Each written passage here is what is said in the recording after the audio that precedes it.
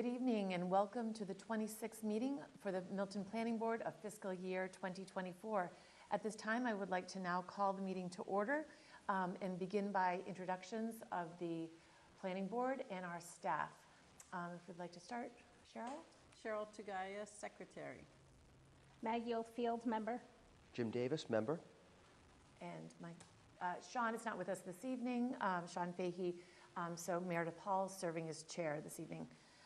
And now for our staff, joining us tonight in person. Julia Getman, clerk. Yes, and on Zoom, Tim.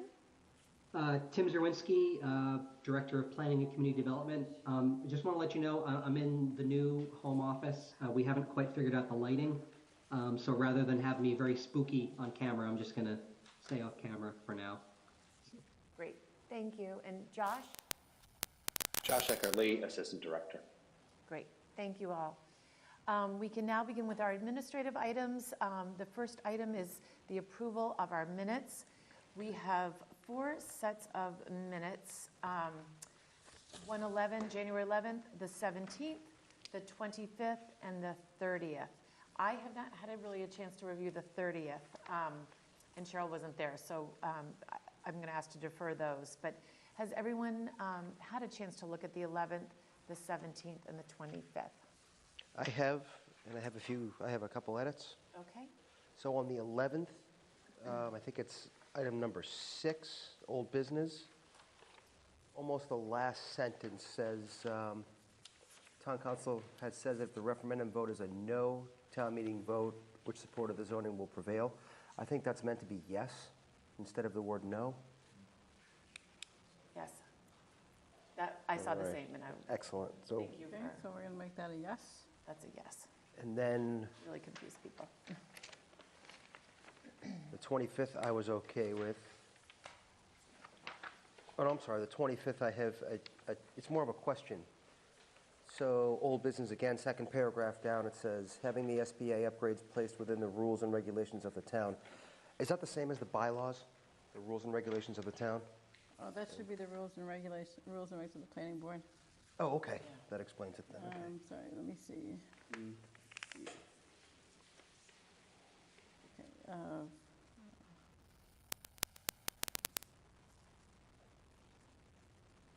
Great, that clarifies it. That was 25th. I'm marking these for you. Old business. On here, Julia. You can have these if you want. Right. You can have that if you want the other. No? All right, cool. All right, and this one. All right, that's great for the 25th. And I'm good with the 30th. I hadn't had a chance to look at the 30th, so it was just the 17th was the other. I'm good with the 17th as well. 17th was good? I'm good with those 3. Yep. All right, so if I could have a motion to approve the minutes from January 11th, 17th, and the 25th with the Amendments made tonight. Yes. I'll make that motion. I second. All in favor? Yes. So aye. Yep. Aye. Great. Great, thank you. And discussion of the next meeting dates. Our next meeting is scheduled after tonight for the 22nd of February.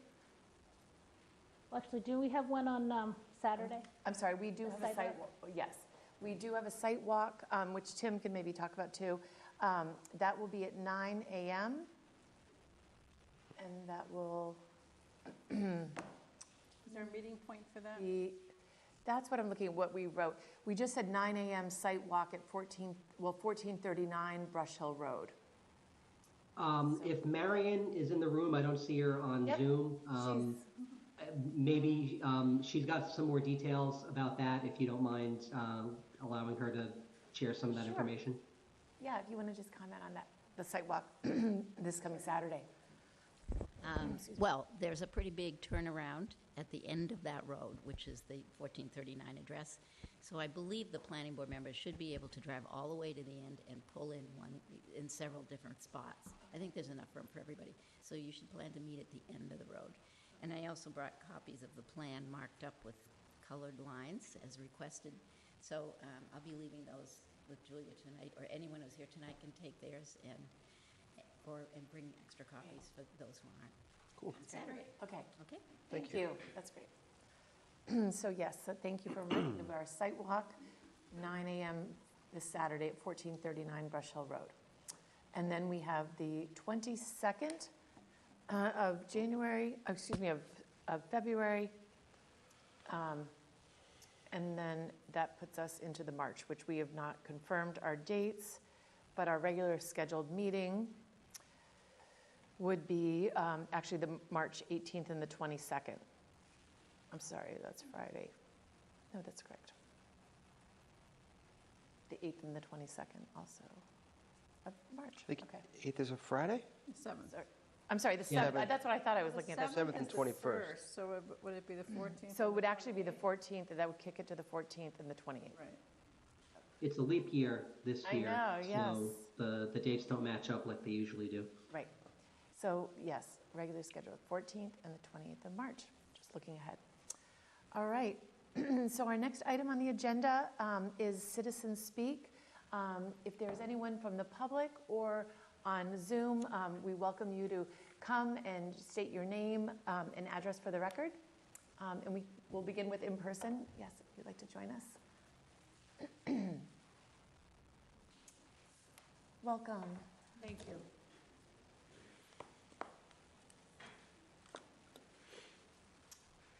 You can, pull that close to you so that you can, don't everyone wanna can make hear it loud. online. That's perfect. Good. My name is Kathleen Tyrrell. I live at 169 Whittier Road, and I'd like to thank you for having me here tonight. So good evening, Chair Hall. Good evening, Member Davis, Member Tagayas, and Member Oldfield. I truly appreciate the opportunity to address the Planning Board. I'm a lifelong resident of Milton. I'm a long-term former town meeting member, and I spent 10 wonderful years as a first grade teacher at the Glover School.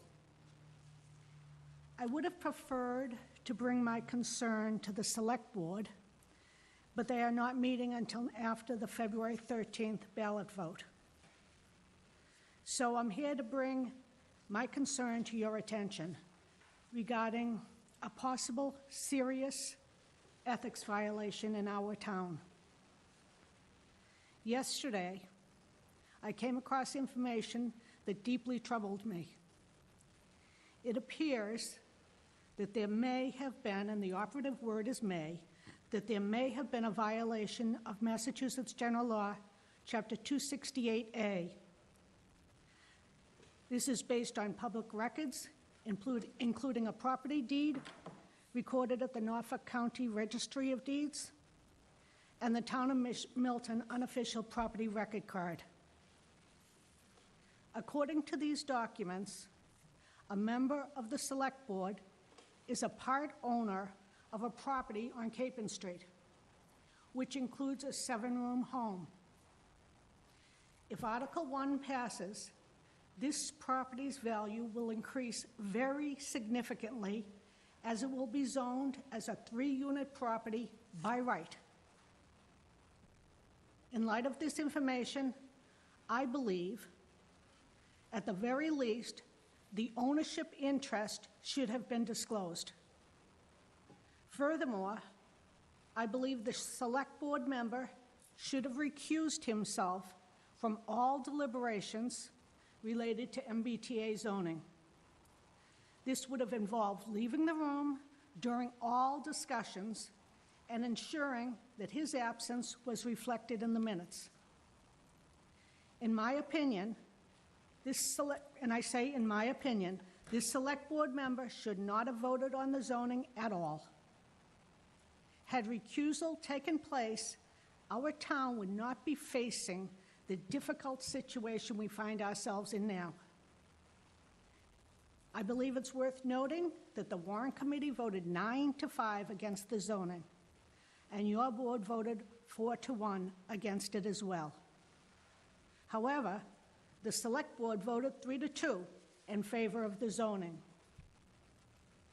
If recusal had occurred, the Select Board's vote would have been 2-2, and this zoning article never would have reached our town meeting. And our town would not be torn apart the way it is now. Additionally, the MBTA reclassification letters may not have been so watered down. So I urge you, because you're the only body meeting between now and the election, to consult with town council to determine whether the town meeting vote was legal, given these circumstances. Thank you very much for your attention to the matter. I hope you'll take the necessary steps to address this possible ethics violation.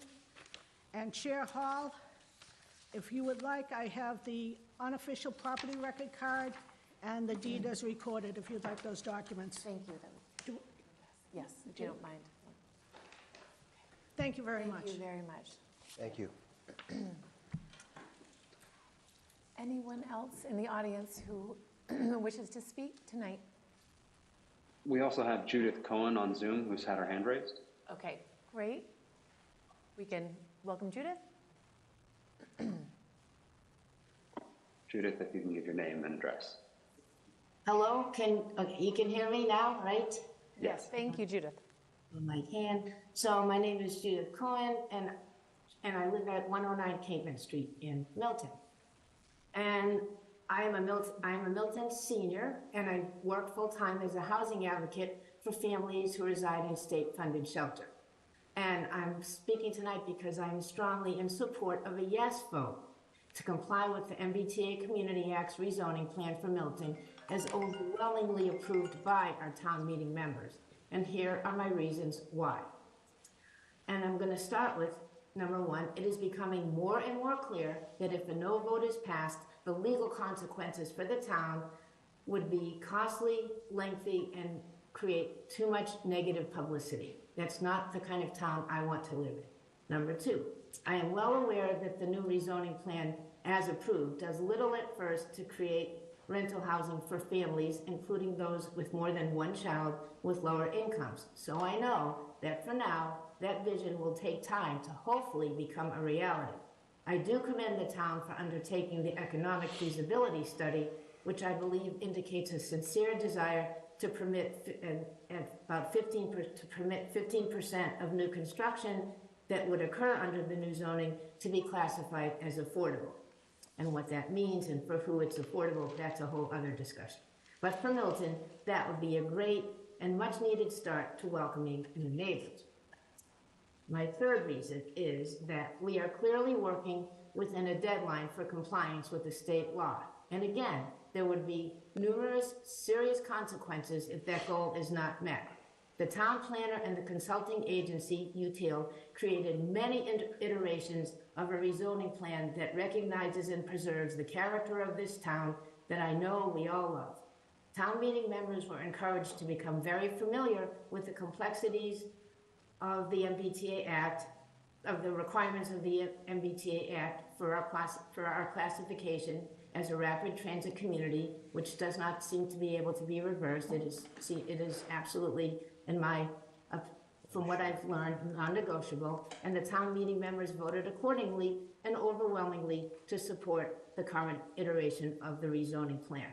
So I think, my opinion, again, that unless the planning board can show and convince me that they have a better rezoning plan ready to go by next Tuesday, Milton should not risk the consequences and the fallout of the economic and legal consequences that would occur for us, for our town, as made clear by our governor and attorney general, if a no vote prevails next Tuesday. So with respect for your time and effort, which clearly I know you're all working very hard on this issue, but that's my opinion and why I'm voting yes, and thank you for this opportunity to speak.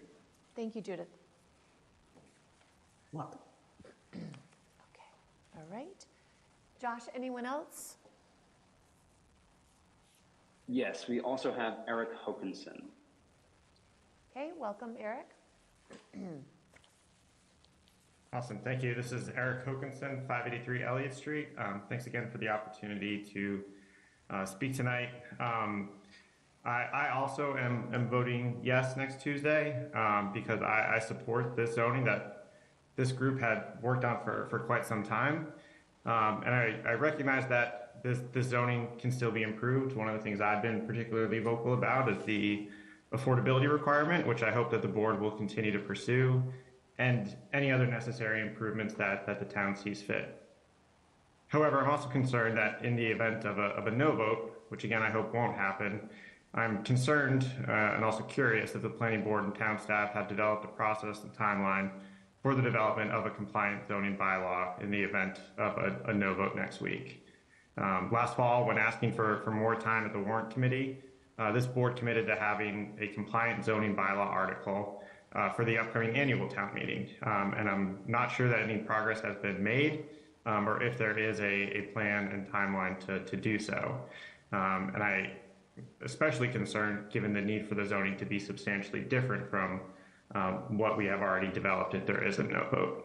So if there's any information that could be shared, that would be really helpful to better understand what the board's plans are toward moving Milton to compliance regardless of next week's vote. Thank you. Thank you, Eric. Anyone else, Josh? No other hands raised on Zoom. Okay, great. Thank you. Now at this time, we can move to our public hearing, opening of the continuance of 7-9 Pleasant Street site plan modification, continued from January 11th. And we'll welcome Marion. Good evening. Good evening.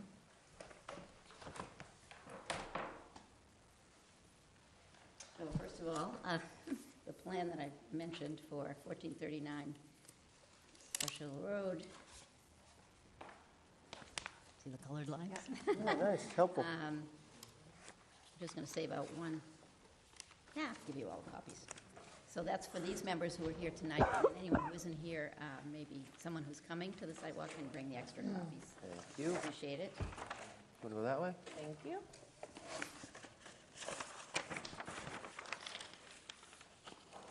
And then for tonight, actually I paid a visit to Kinko's today. So I did make you copies. I know you look at it on the screen, but if it's helpful, here are copies of the photometric plan in a larger size, easier to look at, and then copies of the site plan. I'll just hold back one of those. You do have the site plan. I did send it electronically, and I mean, people have different preferences as to how they like. I'm just going to see if I can lift the seat up just a little bit. Got it? Yeah, go down for me. Okay. Mr. Falcone is here tonight, so I'd invite him to come up and next to me in case you have any questions, if that's okay with the board.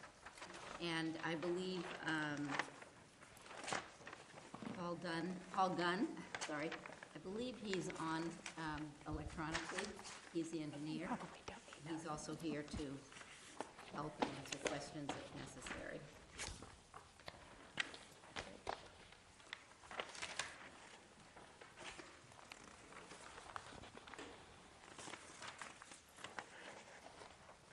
Everyone have it? Hold up. So when you're ready, I'll just introduce myself. That's great. Are you all set? Go ahead, yes. Fire away. All yours. So I'm Marion McKettrick, and I've been representing the applicant for this application before the planning board. This is for a modification of site plan approval for, I like to call it the Bent's property, easily recognizable. It's a mixed-use property now at the intersection of Pleasant Street and Randolph Avenue. And that was a 2019 special permit approval. And at that time, there was limited parking, and the proposal was approved by the Planning Board and the Board of Appeals with that limited parking. We've come back since then with a proposal to add some parking spaces in the adjacent lot, which requires a variance because the adjacent lot is a residential lot. That hearing is before the Board of Appeals, and we are going back to meet with them on February 28th. They really do want to have a pretty good idea where the Planning Board stands, I guess, on this, whether the proposal is complete, whether you're satisfied with the layout and that kind of thing. In fact, to make a final decision, they'll want a decision from the planning board. That's the way they've been doing it recently, but these have been parallel hearings. So my most recent communication with you was to send you an updated site plan dated January 19th, 2024. And we made some additional changes since December, the last update. So we wanted to redo the site plan. And we did need to give you an updated photometric plan because this plan, this layout for the parking has been changed quite a bit. The parking lot has been moved sideways, it's smaller, and so forth. So we wanted to give you a new photometric plan, which does show no lighting overspill onto neighboring properties, which is, the standard isn't actually no lighting overspill, but ideally it should be no lighting overspill. So what we have for, I don't know that I did give you a memo and I reviewed the application history because it gets confusing with all the different documents that are submitted. So just briefly, we submitted the application on July 25th, 2023 with a site plan.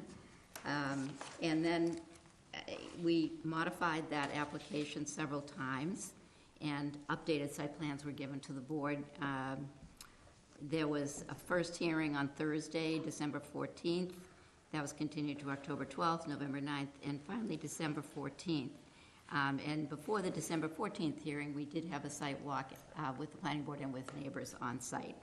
And so subsequent to that site walk, we did some modifications to the site plan, and that plan was submitted. But you didn't have that hearing on the 14th because of a posting error, and I had to refile the application. So one of the things that I needed to do, and I did it in this memo, is request that the planning board incorporate by reference all documents filed in the previous application. So that's one of the purposes of this memo. And the other purpose is just to describe for you changes that we made in this most recent update. And those are that the fence that goes around the parking area now comes slightly around the corner. I think you, Mr. Davis, asked for that, but I'm not sure. That was Or Mr. Sean Fahey. Fahey asked for it. Sean Fahey. Sorry, yeah. I'm the snow curb guy. Yes, so it's there on the plan now. We did move the location of the proposed new red maple trees a little bit. We moved them away from the lot line because a neighbor on that lot line said he's worried about all the leaves pouring down towards his property in the fall. We included a note listing the number and species of their green giant arborvitaes and then the red maples that are to be planted with minimum planting heights or sizes for the trees. We now show in the plan a designated snow storage area, and we took a berm out so that it would be easier to push snow into that area. And we add, this is actually a request of the Board of Appeals. If you look at the plan now, you'll see a dotted line and a note that says commercial use area, residential use area. Commercial use on one side, residential. And the Board of Appeals wanted a designated, they're considering whether to grant approval for a limited commercial use on this residential lot. And they wanted to know, they wanted a specific area with dimensions, even though it's not a new lot, that they could tie their decision to if they decided to approve that change. So that's why that dotted line is in there. And you'll note that it includes just enough area so that it's a little bit outside the fence, and it doesn't include the trees because the trees are enhancements to the abutting property. Well, not abutting property, but the same property, but it's not the commercial use area. So it doesn't include those trees. So let's see. And then, Mary, you know, there's a I'm sorry, question- I'll stop A here. question related to that. Yes. The maintenance, obviously, of the tree, the sort of the landscape buffer, would still be responsibility of the commercial use, right? So in other words, the residential tenant's not going to be responsible for maintaining that, right? No, and the owner is the same owner for both properties. Right. So if a site plan approval were issued and there were a condition about location, type, size, and so forth of trees, there should also be language about that the trees would be maintained in good condition or replaced, and that the responsibility is with the applicant, which is Falcone Properties.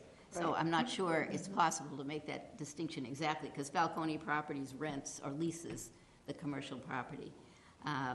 But if the planning board had an issue with the maintenance of the trees or replacing them, they would go back to the owner, and the owner would have to make those repairs or replacements. Yeah, it was just really more about how the Board of Appeal would view it then, if that responsibility falls outside of that commercial line. Yeah, but we own the house too. So. No, it's It would be, yeah, because they own the whole property. Yeah. In some cases, I suppose, I don't know if this would happen that often, but sometimes when you have a proposal, you might have an applicant offer to plant trees on neighboring property. correct, right. And there, you'd probably have an agreement as to who was going to maintain them after that. But this isn't that situation because the. And these are rental, not condos, because if it was a condominium situation, it would be Yeah, different. I think, Good you know, question, though. Yeah. I think the decision could just, I think we would put in the decision about the maintenance of the trees and the replacement of any trees. So we could just, you know, make it clear that that's part of, you know, the commercial use responsibility. Yeah, it also makes it clear to a neighbor who might have some complaint or dissatisfaction. That they wouldn't go to the resident. Exactly. Yeah. So it's important to have the language. note that. I did want to add a little more information about the landscaping because we had a question that came today and about the exact placement of the trees, particularly arborvitaes, around the fence. And this is the information from the landscape designer that Falcone Properties uses. The green giant arborvitae, which is supposed to be 10 to 12 feet high when they're planted, are, I'm not sure what all this means, but are approximately 4 feet on center and 6 feet off the fence. And a straight row, and they are going to be in a straight row, not staggered. And then there'll be a 6 to 8 foot mulch bed, you know, continuously along the line of arborvitae. So that's the plan. For the red maple, they will be approximately 20 to 25 feet apart. They'll be staggered in placement. Some of their placement, though, will depend on ledge and boulders that's on the property. So that's why you want to be pretty precise with a plan like this, but you don't want to necessarily say you can't move it a few inches because we don't yet know in those areas how deep the soil available is, and we want the trees to grow well. So that's I think, let's see what else. If necessary, the arborvitae are very big. These are huge trees, and they do provide a very thick screen. They may be so big that, I think we have 18 on this plan, although there's a table on here that tells you how many.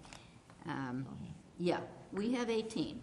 If it's too crowded, it might be less than that.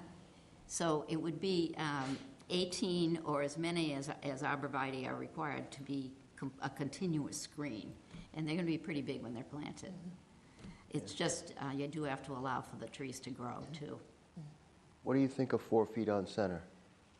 So that was my question. I think 4 feet on center is relatively close to each other, and I think in the long run that it might be For those big trees. a detriment. They're fast growers. Yeah, they're going So to that's- grow high. Yeah, and wide at the base. They're wider than your emerald greens. So that's why I'd asked if usually you might plant it on the center, the center of your panel of your fence, because each panel of your fence is 8 feet. Yeah. So either do it on the center or one on each post, so that would probably make them 8 feet apart. So post, center, post, center. No, post, post, post, or center, center, 8 feet. center. Oh, More than that 4 foot on center, because that's really tight. yep. These might- trees are probably going to be 4, you know, Yeah. Yeah, the ball's So probably the going to spread- be 4 feet. wide. Yeah, Right. and the spread, 12 feet high, aren't they? Yeah. ultimately, the spread, Yeah. is 8 to 10, 8 feet Mm-hmm. wide. So that means 4 feet on each side. Yeah. So So- so what language would I use to describe I that? would just say plant them on each post or Yeah, on each panel, and that might come down to your ledge situation. yep. Or like a 6 foot on And I would center? say Yeah, Approximately. 6 to 8 feet on center or Yeah. something. Yeah. exactly. Yeah. Yeah. And then with the maples, Huh? It's always nice to, since you're providing the maples for the neighbors, Yes. to sort of take into consideration their second floor windows. So if there's a bedroom, making sure the center of the Right. tree would give Right. the greatest coverage not? for the second He's floor, got a so, 5-foot planting area to yeah, mulch bed for each tree. yeah.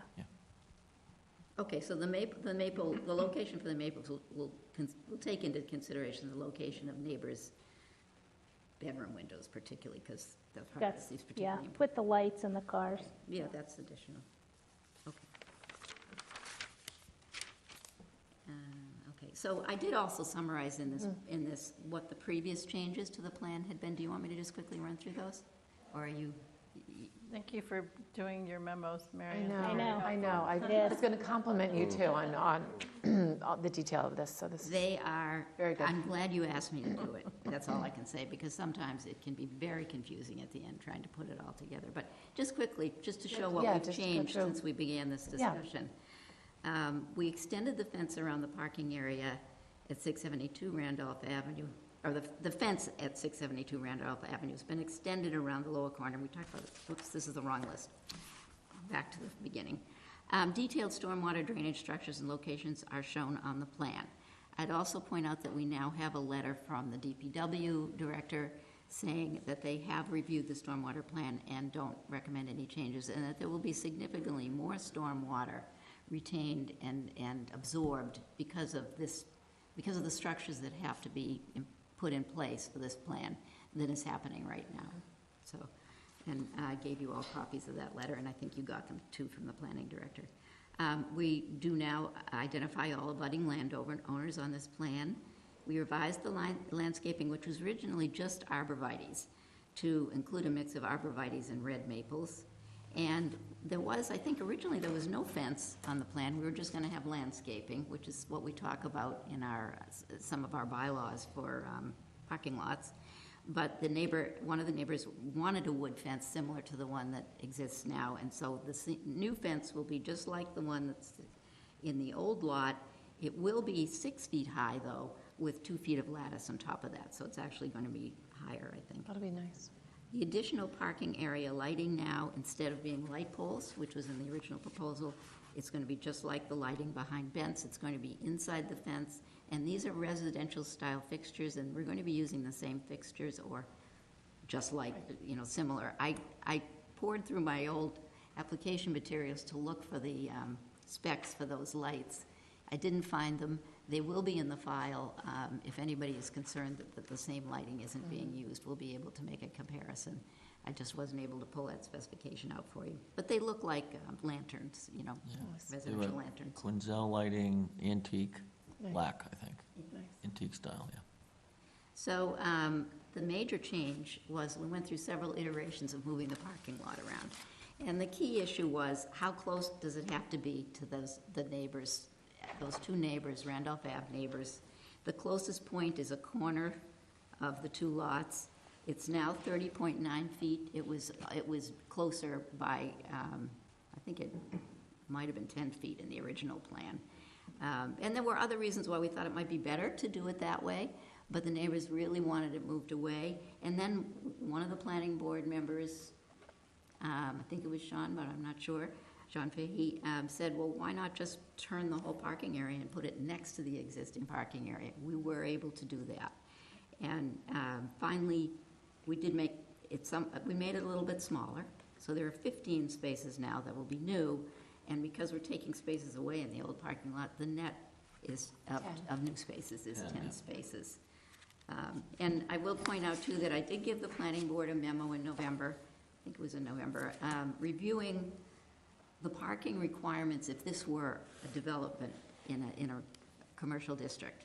So what would be the requirements for the uses that are in this building? And the reason for that memo was to try to demonstrate that while we're adding 10 spaces, we're not adding more than are needed or might be required, because we don't want to overpark, we don't want to encourage more cars than necessary. It's a congested area, and I believe that the memo I hope, does a good job justifying that 10 net new spaces is not overparking, but it will improve the parking at this site.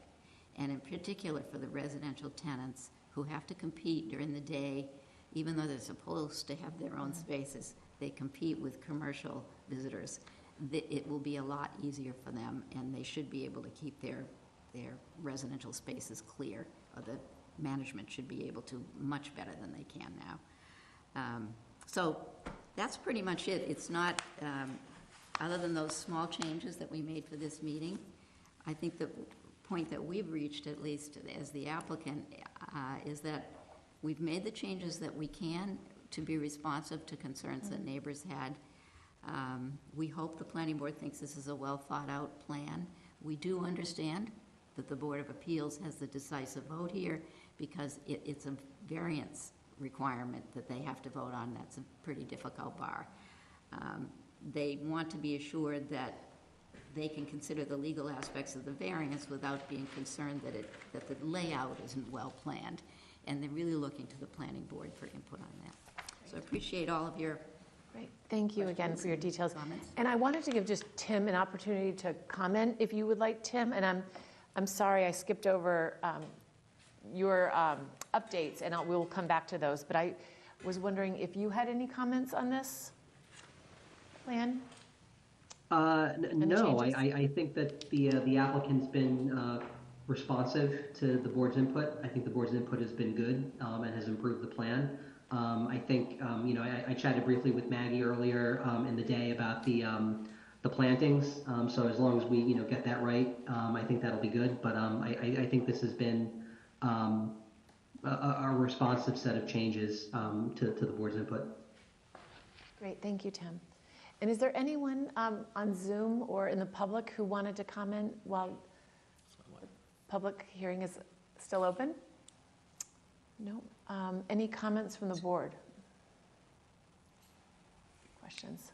Other than the items that we've I have no more addressed. questions or concerns. I thank you for addressing No them problem. all. Thank you. And for your thoroughness, Marion, as usual. Thank you. So I'm all set. Same thing, I think the process has been, a nice process. Thanks for having us out there, and thanks for the neighbors for coming in. And I think everyone's been really respectful, and everyone's concerns were taken into account. So thank you for making the changes. I agree. I think you guys have been great. I love the project. I appreciate being a former owner of the place. The need for parking and getting people off of Pleasant Street is huge. And I think it's just a very responsible thing to do. So thank you for spending your money, Thank you. taking your time and doing it. Yeah, I know. And thanks so, for yeah, well done. preserving, the historic building. It's a beautiful building.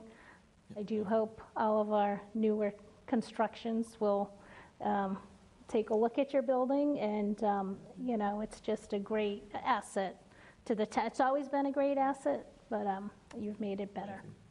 100%. And we can get you a plaque to the other historic house. Yeah, there we go, yeah. The Historic Commission can help you with that, so, yeah, that would look really nice, too. So, yeah, we can talk.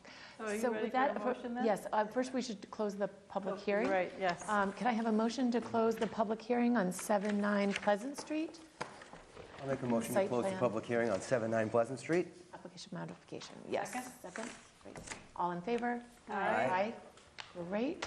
And now I would entertain a motion to accept the site plan modification application for 7-9 Pleasant Street as presented, and subject, should we say subject to the items, the repair and the maintenance of trees? We want to include that language in there. 6 to 8 inch spread for Feet. tree, yes. So I think we could As needed, yeah. include that in the decision. We can include that in, okay, Right. great. So I just want to make sure we're Yeah, clear so on I think those. what we could do is ask Marion to draft a draft decision, since she's done that. You've done that Great. before, right? I have done it, yes. Because I saw you take Yep. great Notes. notes Yeah. on what we'd She's very said. good at notes. She is. And so that we would still It would be pending review of the language of the Right. final decision. Perfect. But with that change, Meredith, I would Yes. make that motion to support the amendment to the site plan approval. Actually, it's the site plan modification to 79 Pleasant Street, subject to final review of the decision. Second. Second. All in favor? Aye. Great, Great, thank you. thank you Thank very you. much. Thank you. Thank you. Did you decide that you're meeting on the 22nd or not? Yes, we are. So That's our if I'm able to plan. draft it and get it back, Yeah, it's because we have, possible that you might be able to approve it then. I'm just looking to the next Board of Appeals hearing. I guess it's up to me to get a draft done, so I'll do my best. yeah, we have a pretty full agenda that night, but we'll, try to Just bring it on the sidewalk on Saturday. get that. Well, that would be real fast. I think you could confirm the vote though, Meredith, right? Yeah. For the Board of Appeal. We can, and I've done that, and I'm not trying to speed anything up. We're not under a tight time constraint, but the Board of Appeals wanted to have a clear idea what their next steps would be. So I know, if they won't actually take, I don't know what they're gonna do, but if they took a vote approving the variance, they won't do that until there's actually a written decision by the planning board with signatures. That's fine. If it's not ready and we haven't done it by the 28th, then they'll know that you took a vote to approve the site plan and that they will just set another hearing date. Might save them, they might be able to conclude things on the 28th. For their sake, I think it's nice to try to do that, but we'll see what we can do, and you have many other things to do, I realize, so. Yes, but we can, that's something that would be very quick and, simple for us to just Particularly review if that. you have it in advance, as you normally have provided to definitely us. Yeah, if try you to can do send it something out. quickly. I right. might not do it by Saturday, but I will do it quickly. Or, we could, Tomorrow's Friday. I was going to say, we could have made our motion to authorize Tim to sign, subject to those, Yeah. subject to those I guess he could do that. Yeah, amendments. when we approve the actual language of the decision, Yeah. I think we could put that in as well. So, Okay, great, so Thanks, yeah, if you, everybody. Okay, you. thank you. that's great. Thank you very much. Well done. thank you very much. Okay. Yep, Appreciate Thank the you. process. it was a good, nice Really helpful. collaboration, so, yeah. Great, okay, so now we can move on. And you know what, Tim, my apologies, because I had skipped over your update from the Director of Planning and Community Development. Is there anything else that you would like to add before we move on and to move up? And we're going to move up Josh, do the East Milton update next, so. Yeah, I actually, I don't see Josh in the, is he in the room? Because I think he might have mentioned that he was going to be participating remotely. I don't see him in the Zoom, so we can maybe kill a little bit of time here. Okay. Not a ton. Josh has a couple things he wanted to mention, but one thing I just wanted to make sure that everyone knows we're making progress on is the open space plan. I have been doing quite a bit of kind of behind the scenes work with our consultant at Horsley Witten. Some of the murkier ownership situations relative to whether parcels are Concom or parks or town-owned. This has been something that I think a lot of folks in town have been kind of wanting to do for quite some time and wanting to figure out. So I've been kind of neck deep, virtually speaking, at the Registry of Deeds, trying to track some things down so that the inventory that we have in the open space plan will be as accurate and up to date as possible. And as folks remember from last annual town meeting, there's been a number of parcels that are going to be changing hands between parks and Concom and the town. So we've been working on that. One of the reasons why that's important is because an element of the open space plan is a Americans with Disabilities Act self-evaluation of certain public facilities in town, including open space resources. And so we wanted to make sure we knew, who owned what and who had jurisdiction over what, so that our consultants could continue with their site visits and doing that self-evaluation.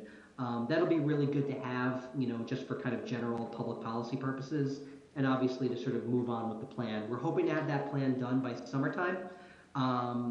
And I don't have a date now, but relatively soon we're going to have a date for a second public forum on that planning effort. Stay tuned for that, but we're working really hard on that. It'll be a nice feather in the town's cap, when that gets done. And hopefully we can sort of use that as a springboard for other open space and conservation planning efforts. And then Josh had a couple things he wanted to talk about relative to some of the sustainability and climate change efforts that he's spearheading. Thanks, Tim. And I think it's a good transition with event dates, because we have 2 upcoming events that we wanted to share about. Just this morning, we got a request from the Community Involvement Coordinator, Zanetta Purnell, who's running the Lower Neponset Superfund Sites community engagement efforts, to help share the word for their upcoming hybrid virtual and in-person public forum. That will be held on February 27th at 6:30 in the Hyde Park Community Center. Julie and I were out today posting flyers across town and in sort of areas along the river. So if you're going to the library or coffee break, take a minute and look for those flyers, and encourage everyone to join. The topic will be specifically focused on a mechanism called a Community Advisory Group, or a CAG, which is effectively like a sort of subcommittee of residents and stakeholders who can directly participate in the design and outreach process for a Superfund site. It's a really influential group. It was a sort of mechanism that we pushed for in the town's response to the draft community involvement plan when that was being drafted a few months ago. And we're really excited to see them taking it in their stride and really encouraging community participation in that CAG. I was also asked if there are any translation or accessibility issues that anyone listening may need in their participation, to contact Zanetta at r1neponset@epa.gov, or on epa.gov/Neponset River, which is the sort of landing page for all things Superfund cleanup, to contact her by February 16th, so they have enough time to organize those accessibility needs. We have another event that is in a similar but very different vein, is our final public forum for our microgrid feasibility assessment. We've been working on that for about a year now, since last April, with our consultants, Clean Energy Solutions, to identify the opportunities at Town Hall, Milton Police Department, and at Winter Valley for a local community microgrid system, which has on-site solar generation and battery storage to help offset peak demand at high cost times, as well as provide resilience in case of power outages. That final report has been drafted and will be shared at this meeting, which will be on February 20th, the Tuesday prior to that EPA meeting, in the Keys Room of the Public Library at 6:30. We'll be taking feedback on the draft plan and then presenting a final plan that comes out of those community comments. And we're really looking forward to a robust conversation, as we've had in our last 2 public forums. And we'll also be providing food if that motivates anybody. So just want to give those 2 updates. Thanks, Tim. Great, Josh. Thank you. What was it? Town Hall, Winter Valley, and what else? What were the 3? Milton PD. Police station. Thank you. Terrific. Thank you, Josh. Great work. And it looks like Josh Fiala from MAPC is in the attendees. If we could bring him up. Perfect timing. Josh in the house. That's good.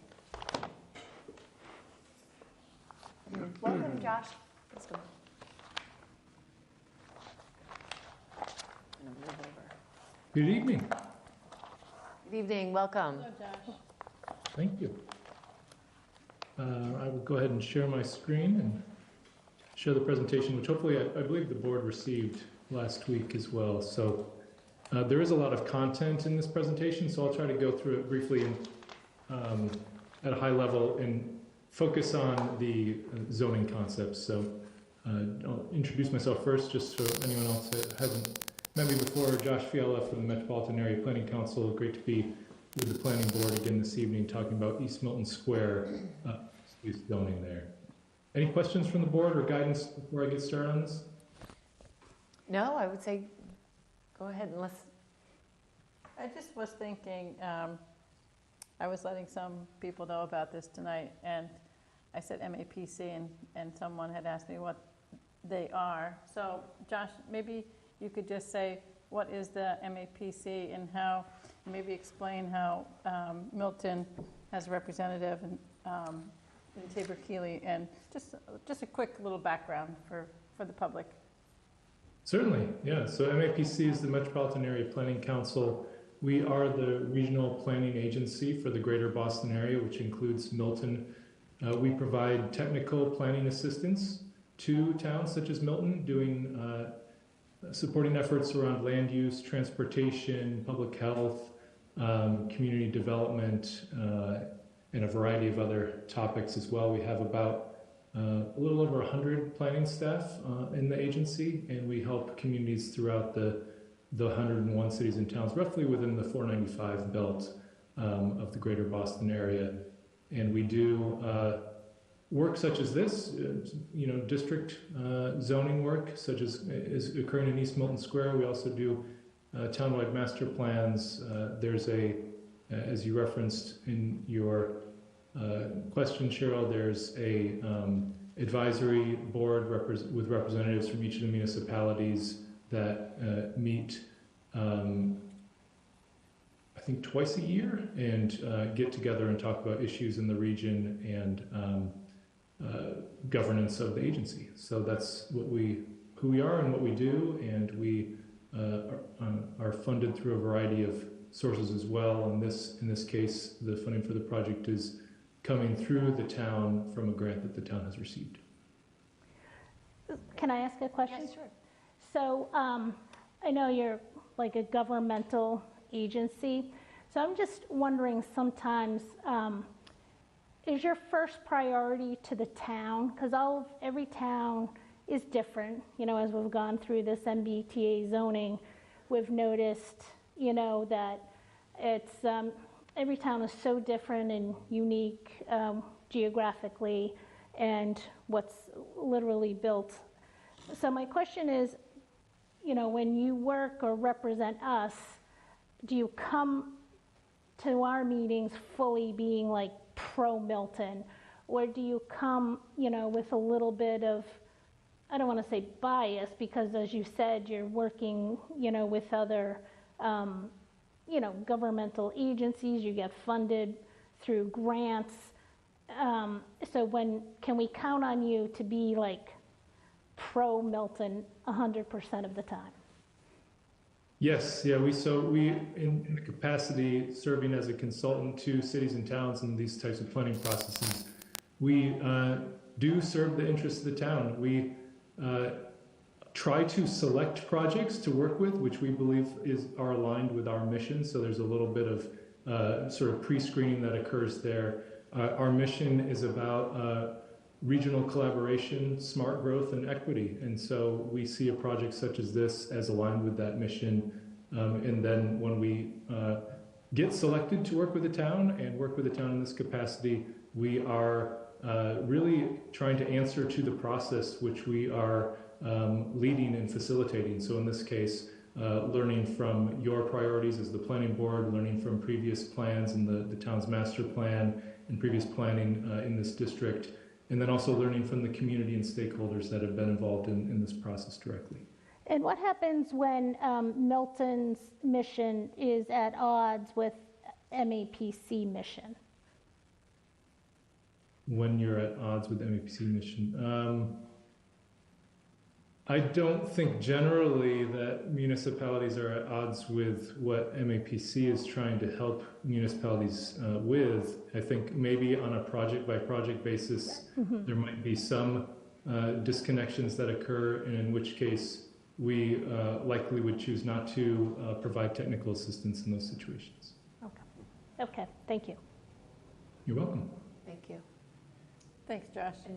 And I will say that the reason why we selected MAPC as our consultant is because we loved the robust community involvement, that you really did a lot of listening and a lot of community forums to really hear from the residents. And we'll hear about more tonight of that work that you've already been doing. So with that, thank you. Great, yes, and I'll go ahead and get into it. Thank you for those clarifying questions. And there, as I mentioned, there are quite a few slides, so I'm going to skip through a couple as we go just to make sure that I don't hold up your meeting too long. But do have, as you just pointed to, a summary of the community feedback that we've been engaging with in this process through a variety of means, and I'll describe what that process has been so far. And then really want to focus with the board on outlining an initial zoning concept and approach based upon the community feedback and direction, and get your feedback so that we can continue to develop that concept and approach, and then hear from you along the way with any questions or discussion, and then leave some space, and then we'll briefly touch on next steps and talk about another community forum that we'd like to get into the schedule to continue the feedback. So again, this is a planning board study for people who maybe are just seeing it for the first time this evening. And the planning board is focused on East Milton Square in this case, which you all know the geography of the town very well, but there it is highlighted. And here is the general area that we're looking at along the Adams Street corridor primarily, and intersecting with I-93 and its deck over the highway there. And there you see at the center the newly revitalized Manning Community Park, and some of the surrounding existing buildings and structures in this illustration. And this is really an effort that builds upon past planning in the district to really take the recommendations and vision which have been previously described and illustrated, and define zoning and design regulations that hopefully can proceed to town meeting for adoption. And all of this is really to try to get to a position where the zoning regulations more proactively guide future investments. And there's some reasons why the current zoning isn't doing that, and we'll touch on that as well tonight. So just a little bit, since there's a lot of information, this is kind of the overall structure, just talking briefly about what we've done to date, what we've heard, which is pretty extensive and detailed, and then how we're responding to that feedback directly, which I think there's the high level sort of headline is that the community has given us pretty clear direction in a number of areas relative to the zoning, and we think it also provides an opportunity to improve on the current zoning while respecting what the community has expressed so far. So I think there's a good path forward. So summary of the feedback, we've been holding individual stakeholder interviews over the last fall. We had a community meeting in November, a community survey which was held open from that community meeting through the first of this year, and also visited the Chamber of Commerce and were a guest speaker at their December meeting as well. So have been trying to get around to the various stakeholders and make ourselves available and discuss with whoever would like to talk to us about East Milton Square and gather that feedback. So I'll share a little bit about who participated in the process so far, and then the feedback we received around vision for the square, challenges, opportunities, direct feedback on zoning changes, and then some of the potential examples that we mentioned and some direction on those. Mostly we're engaging with residents, so that's the primary stakeholder that has been involved. We've also had a few property owners, business owners, and those who work in the district as well as just a few patrons of the district. Most people live in East Milton Square. That's where they self-identify as being from, or surrounding neighborhoods, with representation from the town at large as well, and one who identified as from a surrounding town, perhaps a property owner. Age was relatively well distributed, though the under 24 age demographic is underrepresented, and that might be something we want to think about if that's of interest to the board, to enrich that engagement and maybe do some direct outreach somehow. We can think about what that might mean. But otherwise, we do see that pie chart is sort of comparable to what you see in the town at large. So the 40 to 59 is one of the larger pieces of that pie, both in the town-wide demographics and what we've seen so far in the engagement in this process. Most people are very familiar with East Milton Square, visiting daily, if not, and then those who aren't visiting daily are visiting at least every week. pretty consistent priorities and issues and challenges and concerns for the future. Traffic and congestion is rising to the top of any of these types of questions. Pedestrian safety and walkability is also a major concern, as well as parking and continuing to attract and retain businesses in the district as well, and have a variety of options for the types of businesses that are there. And people feel Milton Square is pretty close today to what they'd like it to be, so not looking for a really dramatic change. And people say it's if we ask this question, how close is East Milton Square to your ideal vision? The largest group here, 29 respondents said close. So not exactly what they want it to be, but not far off from it either. And then asking about general support for private or public investment in East Milton Square. There is support there. Strongest was support with 30 respondents, followed by strongly support at 23. And then just general gauging of interest and support for zoning updates in East Milton Square. And that also showed pretty strong support. So over half either strongly supported or supported general zoning changes and updates. And then again, if we ask a little bit different way, but similar results, what is your biggest concern with updating the zoning?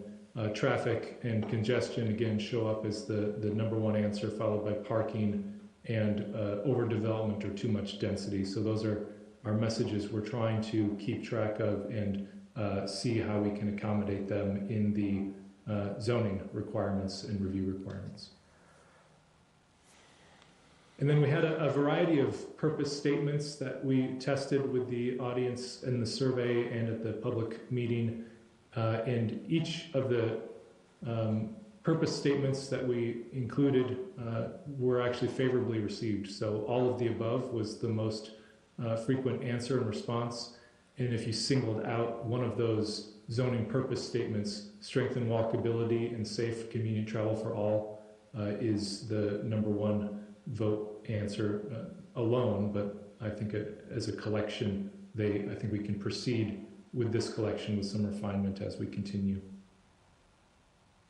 In terms of zoning changes, the boundary itself, in the Barrett report, it was contemplated to expand the existing business district.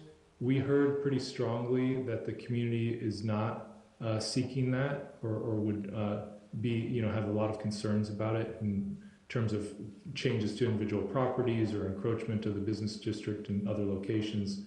So I think it's probably a reasonable move to continue with the current boundary of the district, and we can talk more about that, but just it seemed that that's a way to respond to the community feedback and not create issues in terms of future support. And I think there's plenty of improvement we can do within the current boundaries. Great. In terms of use, I just said great. Yeah, great. Thank you. That's good. Okay. In terms of uses, narrowing the uses a little bit was the preferred approach. So we're thinking about ways that we can do that. And that points potentially to the type of zoning changes that we're talking about too, which I'll get to a little bit later. And a focus on non-residential uses on the ground floor, which is where we've been headed, thinking about mixed use in the district.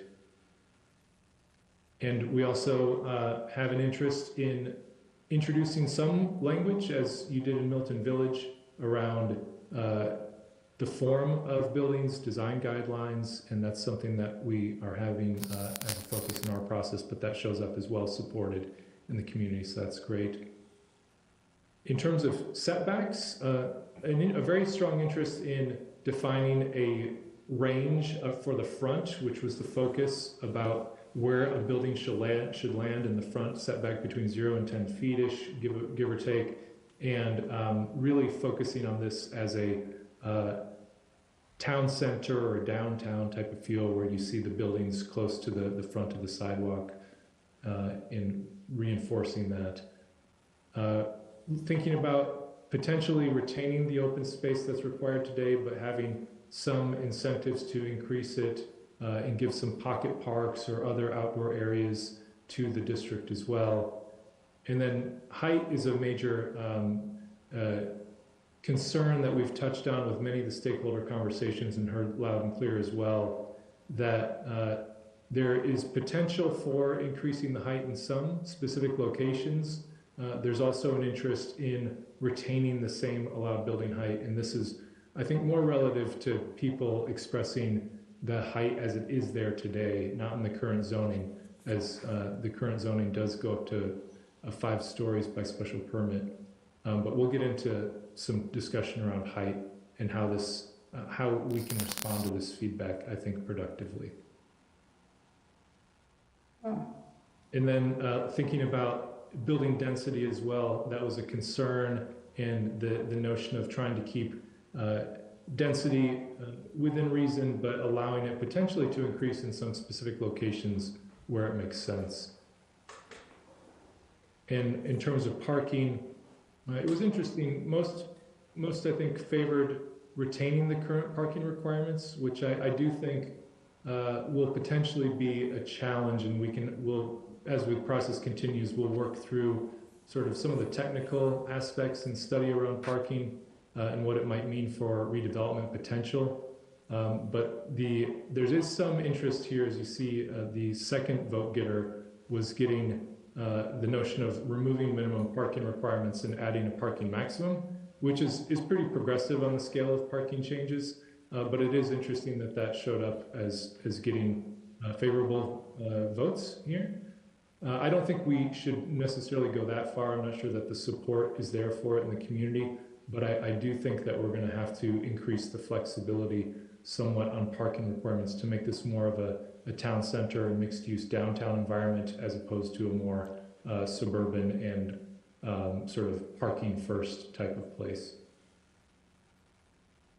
The options on affordability, retaining the current affordable housing requirements and then potentially creating an incentive to increase the affordability provided are both well favored here. And doing the same for sustainability requirements as well, setting up some incentives to encourage increased environmentally friendly construction and development practices. And then similarly to the goals that we had proposed in the purpose statement, the interest in variation in content for the design guidelines is all of the above, really, that there should be pretty comprehensive design guidance, which we can work up as the process continues. But this is, I think, a good thing to continue to provide guidance across the board, which is similar to the approach that was taken in Milton Village as well. And with a combination of both suggested design guidelines, but then also required design standards, and thinking about what's the most important priorities to require and make mandatory in that menu of options. Interesting that this feedback in terms of the type of approval required. Site plan review was favored, and it currently is by special permit in large regard. And so this would be, I think, an improvement over the current zoning if there is a sort of base level that could be achieved through site plan review that would improve the expedience and reliability of approvals processes. And that shows up again in this next question, where we're thinking about an approach with these incentives, and thinking about a sort of base level approval where everything is in scale or alignment with maybe the community's desires, and that can be achieved through a site plan review, a little more simple process. And then where some of those incentive-based approaches are involved, or maybe it's a little higher scale, those would be special permit approvals where the community would, and the planning board would retain a little more control over the outcomes. So some of the examples that we mentioned, Cushing Square in Belmont was not as favorably received, I would say. Dedham Square in Dedham was a little more favorably received. Downtown Reading, mixed reviews in downtown Reading. Canton Center, downtown Canton was more favorably received as well. And then your very own Milton Village was more favorably received. And we had a few write-in votes, which were actually competitive with the suggested examples, and those included Hingham and Needham, Wellesley and Newton, and the Newton villages. So if we look at all of that together, and this is for us to take a look at the current zoning in these places, which do have each successfully attracted mixed-use development over the preceding years and decades. So we'll be mining these examples for some of their zoning approaches to see what they have done and maybe model some of that. If we look at these, we'll, I think, narrow in on 4 of them based upon the community's feedback, and that would be Hingham, which was one of the write-in votes. So we can look at Hingham Center and see what's going on there. I have done some work there and quite familiar with it, so that's a good one to look at. Dedham Square as well, we'll continue to take a look at. Needham, we'll take a look at as well, and that was also suggested through the write-in responses. And then Canton Center. So we'll take a look at these for patterns in what we're seeing in their recommended heights, the recommended approval processes, the type of design guidelines or standards that they're employing, and also things like parking requirements as well, just to get a survey across places that have been responded to favorably. So there were a lot of other questions and comments, and I think they were, a range of considerations and concerns. Not as many showed up as resonating patterns or themes across multiple respondents. I would say traffic studies, shared parking, those were the ones that did have a few multiple hits in terms of the comments, but you can take a look at these and see the variety and range that we've had. Josh, So I went through that pretty quickly, so maybe I'll just pause to see if there were any questions about any of that feedback. I'm sorry, yes, I was going to ask you. You mentioned at the outset that you had stakeholder interviews and you had the chamber meeting. What you just reviewed was purely from the survey, right? So how do you factor in what you learned and the feedback that you got from those other 2 processes? Yeah, I think that the data from those interviews and from the conversations is less quantitative in nature and more qualitative in that it wasn't as if I was asking similar questions in each of the conversations, but wasn't actually inviting voting in the same way we did at the meeting or the survey. But I would say overall that the themes which I just shared from the 2 more quantitative data gatherings occasions, the qualitative conversations were very similar and pointed to some of the same top concerns, traffic, parking, congestion, building height, building density, and potential concerns around both attracting future investment, but also balancing against overdevelopment. And so I think that's heartening that the conversations that we heard in those other types of sessions resonate with and are compatible and complementary to what I've just outlined. So I just think it would be helpful if you could document that in some fashion too for the record, because you mentioned it at the beginning, but then we don't get any place in the slide deck what feedback or what you learned from those. Yeah, that's fair. I can compile the notes from this. Okay, thanks.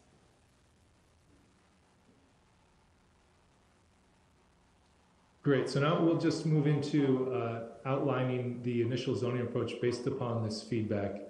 And that includes discussing the zoning purpose and boundary, the uses and approval approach, dimensional characteristics, and then thinking a little bit about parking benefits and impacts, and touching on design guidelines, but design guidelines will be developed as we continue over the next few months. So these are all from the list. I think they all still retain relevance in terms of a sort of a purpose statement for the zoning and trying to be consistent in terms of the zoning we're defining the details of to match these initial draft purposes. And I think we can continue to think about ways to strengthen and refine these, but I think for now these are a good start. And so really we're about creating a walkable district over time with each investment and each improvement, intentionally guiding the commercial district investment, enhancing the sense of place and district identity, leveraging those private investments to add community amenities while also trying to reduce the impacts that would occur, and then also incentivizing mixed-use redevelopment and to bring along with that a variety of housing types and housing options, and then improving environmental sustainability and resilience in the area. So all those, I think the zoning is looking to achieve and are good to express as direct purpose statements as well. In terms of the zoning boundary, as I mentioned, the feedback was pretty clear. The red outline is, or the dashed red outline is the boundary of, as it was expressed in the Barrett report. And it did show a modest expansion to some of the, in most cases, non-residential properties today, but there was a lot of sensitivity around that, I feel, both in the public forum and in the survey responses.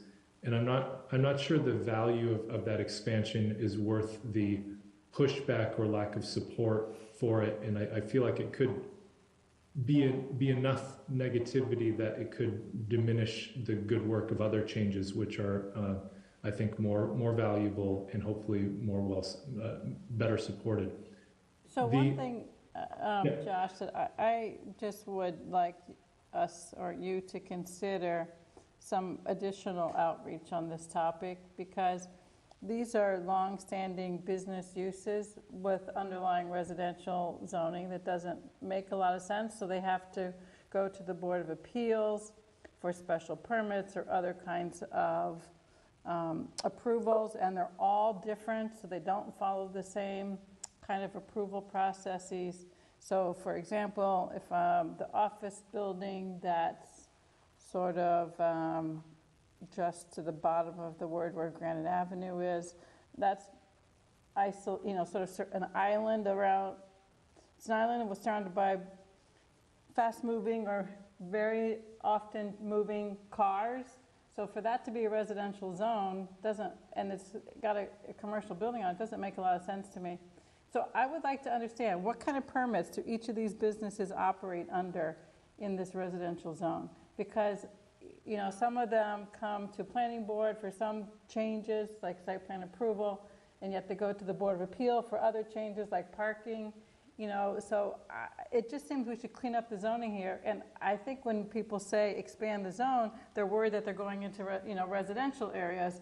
And I don't know that that was explained well enough at that public forum, and we're making a decision based on something what might not be fully understood. And I just feel it's worth some more effort. And I think, to Cheryl's point, I think, expanding over to like the Rockland Trust building. Yeah. Like That's what I'm talking about. Yeah. So that is, I think that should definitely be in it, but I would be more concerned expanding Mechanic Street. So I think we should talk about each one of one, these, yeah. go through it, like you've said on other Subject streets. initiatives, because where these businesses have been here for a long time. For example, the building that the Connollys bought, and they tore down, and they built that mixed-use building.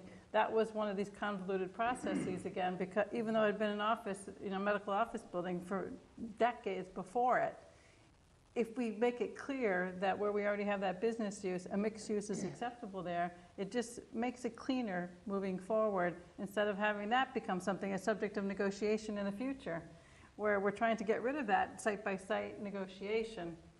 So I agree that some of them may not make sense in this boundary, but a lot of them do, because of that being businesses already. Okay, yeah, I mean, that sounds like reasonable pushback. So I think that what is probably in order is a more detailed parcel by parcel analysis of the sort of parcels which fall within the dotted red boundary on this diagram and not within the blue boundary, just to assess their current use. If we can, maybe try to understand their sort of current permit sort of Yeah, I think, regime. Josh, you could ask the building department for that. They should hopefully have it. I know that when this master plan was done, so the former director, he kind of rattled them off at times, this exists under that and this exists under that. And it was one of the reasons long ago that it was this idea of expanding the district was brought forth. It was because of that hodgepodge of permits that exists and the difficulty in sort of executing a vision. So if we put a boundary there and then the building across the street has to go through a convoluted and difficult negotiation between the Board of Appeal and the planning board and the neighbors, instead of having it set out in this whole process. And the reason I'm bringing that up is because of the two projects that did go through years of back and forth. We're trying to not have that happen for every parcel that is in this area. We're not talking single-family homes for the most part, right? There might be one or two that are in there, but we're talking about our things that have had business uses for a very long time, but the zoning is residential. Yeah, I think Mechanic there Street might be a little different there. Yeah. But I think I'm there's more focused on the others. Yeah, I agree. I think there's a path forward there for parcels which are non-residential today, for sure. I think that the feedback is probably pretty clear that we should probably steer clear of residential properties in expanding the business district onto those residential properties. That was more what I think the sensitivity was. Correct. I think that's right. So that might be Mechanic Street. I don't know all those parcels there, but and I'm not sure all the parcels that are there by the fruit center, but definitely the ones on the other side are not residential, and the fruit center also. So those at a minimum, and then I think we just need to look at the site by site of the rest. Okay, I'll revisit this and we'll do a more parcel by parcel analysis. Yeah, And look I at think we have that. to be careful with that. But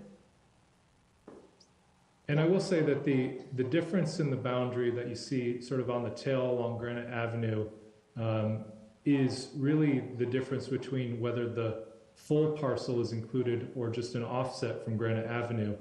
And in those circumstances, I think it probably is beneficial to adjust the boundary, even though it's not a material change in terms of the regulation of a parcel. I think split parcels with multiple districts, although there is a explanation of that situation in the zoning bylaw, it's much cleaner to just have a full parcel in a full district. I agree. Again, those other two parcels have the same situation. Some business, some residential. And it just makes it more difficult. All right, well, thank you for that direction. That's That's very good. And this is why we have these discussions, so that's good. In terms of uses, the desire that was most opposed to narrow to the desired uses only, and I think there's a lot in the current uses which is desired, and that you see there under the bullet allow. There is a need to add mixed use as an allowed use, of course, which is I think the primary objective here, and that would be for potentially a partial non-residential ground floor with residential upper floors, the type of traditional mixed use that we all might imagine when we hear that phrase. There are some uses which exist today as allowed, and I would recommend we want to remove them because they're not consistent with this vision that is expressed in those purpose statements we just went through. So sales rooms and repair shops for motor vehicles, garages, filling stations, storage warehouses, undertakers are the specific examples of those uses, which there are some in the district today, but I don't think that the vision would support seeing more of those uses in the future. We have I would 3 agree. filling stations already. yeah, I would agree, yeah.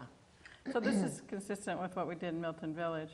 Yep. But do you also need to add the multifamily as an allowed use in combination with the mixed use? Because right now, the only residential that's allowed is single family. Yeah, I don't know if we want to allow multifamily as its own separate use. Right, we want to but there's no definition of what it is, right? So you say residential up above, but yet, does that mean multi-unit residential up above? Mixed use, yeah. Yeah, the mixed use, Yep. but I'm just trying to clarify that the mixed use allows for multifamily above the first floor and not, and I'm not, maybe it's not a distinction that's not necessary, but I just wanted to make sure that it's clear. I think I can review how some of the other example zoning areas have done that and look at Milton Village's language as well, but I would lean toward defining that in the definition of mixed use and Okay.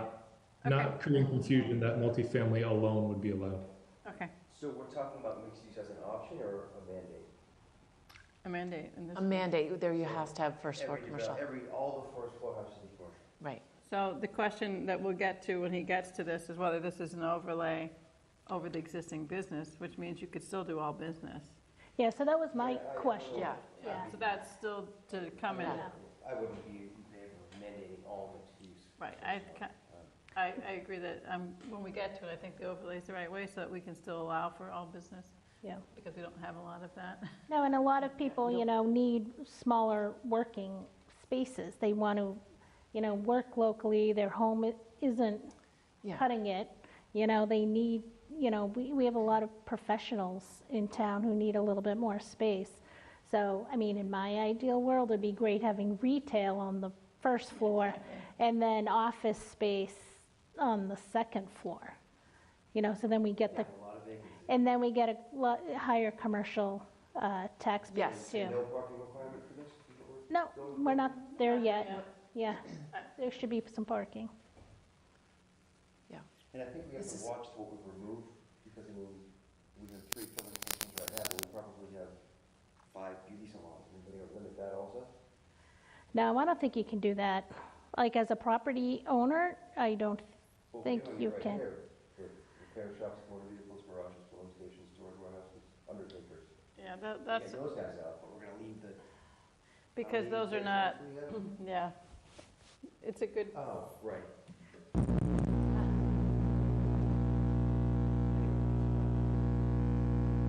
Because I would, if we're going to be restrictive, then I would restrict chains. So that's, I don't know how far we can push. Yes, yeah. these are uses, not ownership type or operator type. These are commonly defined in zoning in terms of use, what you're talking about in terms of whether it's a chain.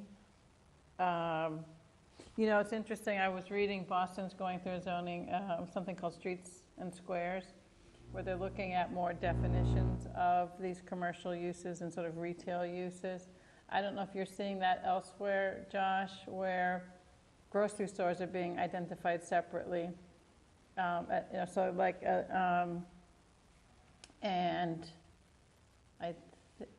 where you have up, like the most desirable, what we could put in the zoning, couldn't we, that certain types of retail establishments are the most desirable, but others are still allowed?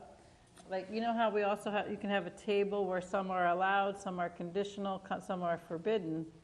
So you can make some of them conditional, which means it goes through the process of approval before they become allowed. So I don't know if that's an approach we take, Josh? Yeah, if there's a hesitance to removing uses altogether, I think at the very least, making sure that they're all listed as by special permit, that way you would have the ability to, deny a certain use under certain conditions. Yeah, so that, I don't mind, this list I think is good, though. I don't mind. but I Right. do think to the point, if this is replacing the zoning versus an overlay, then the question about the existing filling stations, I think, does become a question for me. And then I do think we could look at that list at the top and see if any of those shift to conditional, just to get to Maggie's points or Jim's points about the mix that you might get, if some become, if you don't, we obviously don't want this, every town struggles with having how many nail salons and how many hair salons and how many medical office versus other things that In people. banks like. and restaurants, it's just, we have a lot of the same in East Milton. Right. And you know, this, my second fear is that when we go ahead and approve all this and we mandate the first floor commercial, let's say somebody builds on that Sovereign Bank building where the restaurants, you know, trade at night for that parking, and all that parking goes away. You're gonna have a lot of businesses that are, I mean, when I go to East Milton Square, I like to pull up, park, and go to Mr. Chan's for lunch or whatever I do. Without parking, I just keep going. So the more commercial space we pile on without parking, I just think it's gonna be a problem long-term. So that's. We'll talk about parking, yeah. Am I getting way ahead of myself here? Yeah, we will, Oh, all we'll right. get there, Sorry, so. okay. Sorry. Okay, good. No, this is great discussion. One thing one point I would make on the sort of mandatory aspect of it all.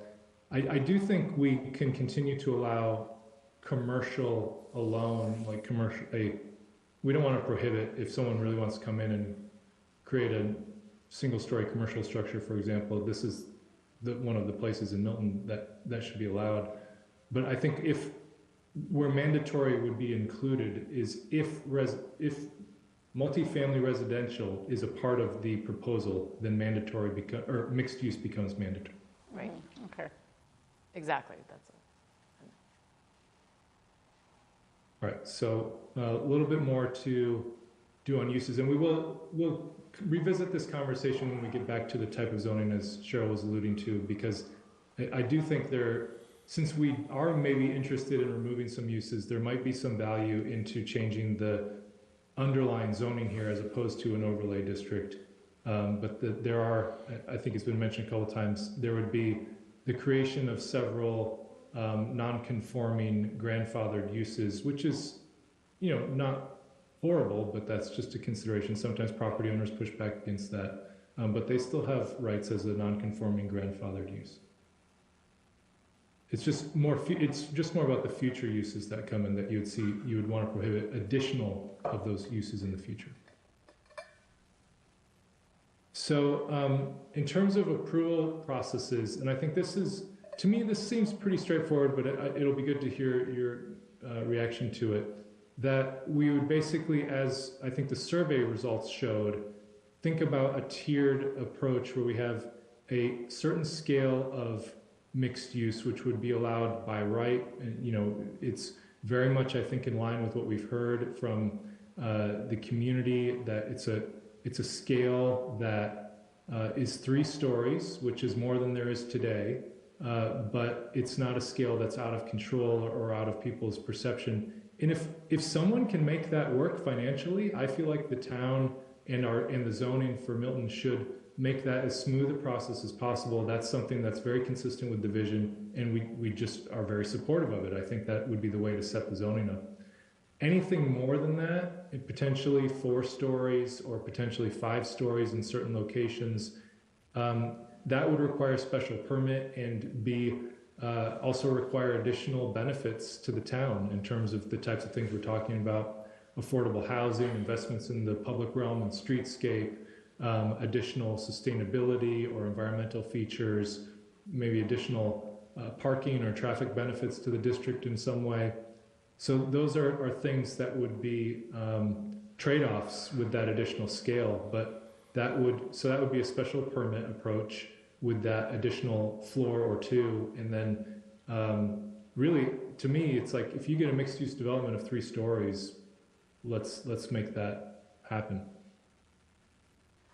Yeah, I mean, we've heard that, 4 and 5 are not desirable, so I don't want to waste too much time discussing 4 and 5 stories. I think it's, to me, I didn't say this yet, but the value of it, and I agree, so there has been pushback, definitely on 5. I think there's been maybe some acceptance of 4 in some of the conversation. Yeah, I mean, we just went through a permitting process on Granite Ave of 4, and that was rough. So it wasn't a smooth process. The neighbors are not happy with it, even though 4 was granted. They're not happy.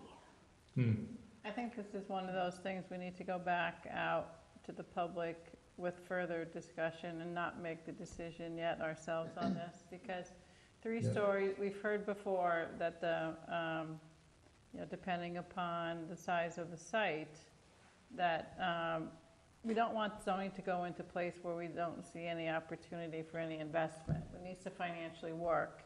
And when we did the zoning in Milton Village, we asked a couple of local developers to kind of pencil out whether they thought it would work. And they said it barely, like for a local developer would work. And so I just caution against already trying to make something that we don't give an opportunity for someone to come in and make the case that the economics are better if they do 4 stories and we get 15% affordable housing instead of 10, or something like that. So I think we need more discussion in the community about it, why this is actually, is a similar approach to Milton Village, which we took, a fair time in working through the process, and it did get approved. 3 stories, and then there's with bonus, you get to go higher. We actually it was the historic preservation was included in addition to the other things that Josh mentioned because of the historic properties. What I would say to that is, I think 5 stories is, if we're avoiding conflict, upsetting East Milton, we should take 5 stories out of all conversations because it really was an issue on Granite Ave. But the one thing that I've seen that's worked is sometimes when you have a 3-story and you have a setback, which could be written into the zoning where it steps back like a full, so when you're a pedestrian, you're not looking at a 4th story, possibly in certain locations, again, by special permit. You might want to consider 4.5 stories to encourage a slope roof too. Well, some of these things could come through in some graphic studies to show. And I think what's going to be really important is we have sort of along Granite and Adam Street, we have some beautiful buildings that are 100 years old, some of the oldest original, that are only 2-story buildings. I want to avoid demolition, and I can see people, and I've already heard people say, well, let's just tear it down and put a 4-story building up. And we want to balance it with what is an incentive to demolish, which is something that we've been really focused on, and how we preserve the facades even, I'm not saying the whole building, but that we step it back and we write into our zoning that we preserve the look when people drive into East Milton, that they still feel like it looks like, those beautiful buildings. I'll use Abbey Park for an example. What they've done to that with just even the painting and showing off some of the architectural detail, it's a beautiful building. And some of those have just been whitewashed, so you don't even really see the architecture. But the neoclassic designs, some of those buildings are absolutely beautiful, and we wouldn't want to do anything to risk losing those. But so I think 3 and 4, like maybe, but it would have to be with a setback. I would want to see a setback. But you have to remember that not all of it's the same. Like you have you called it the Rockland Trust building, that sits in a unique situation where, maybe 5 could work there. I don't know for sure, but, this is where it's a lot different than the condition along Adams Street. And a lot different than, let's say, if the fruit center is included, where it's already close to the residential abutters.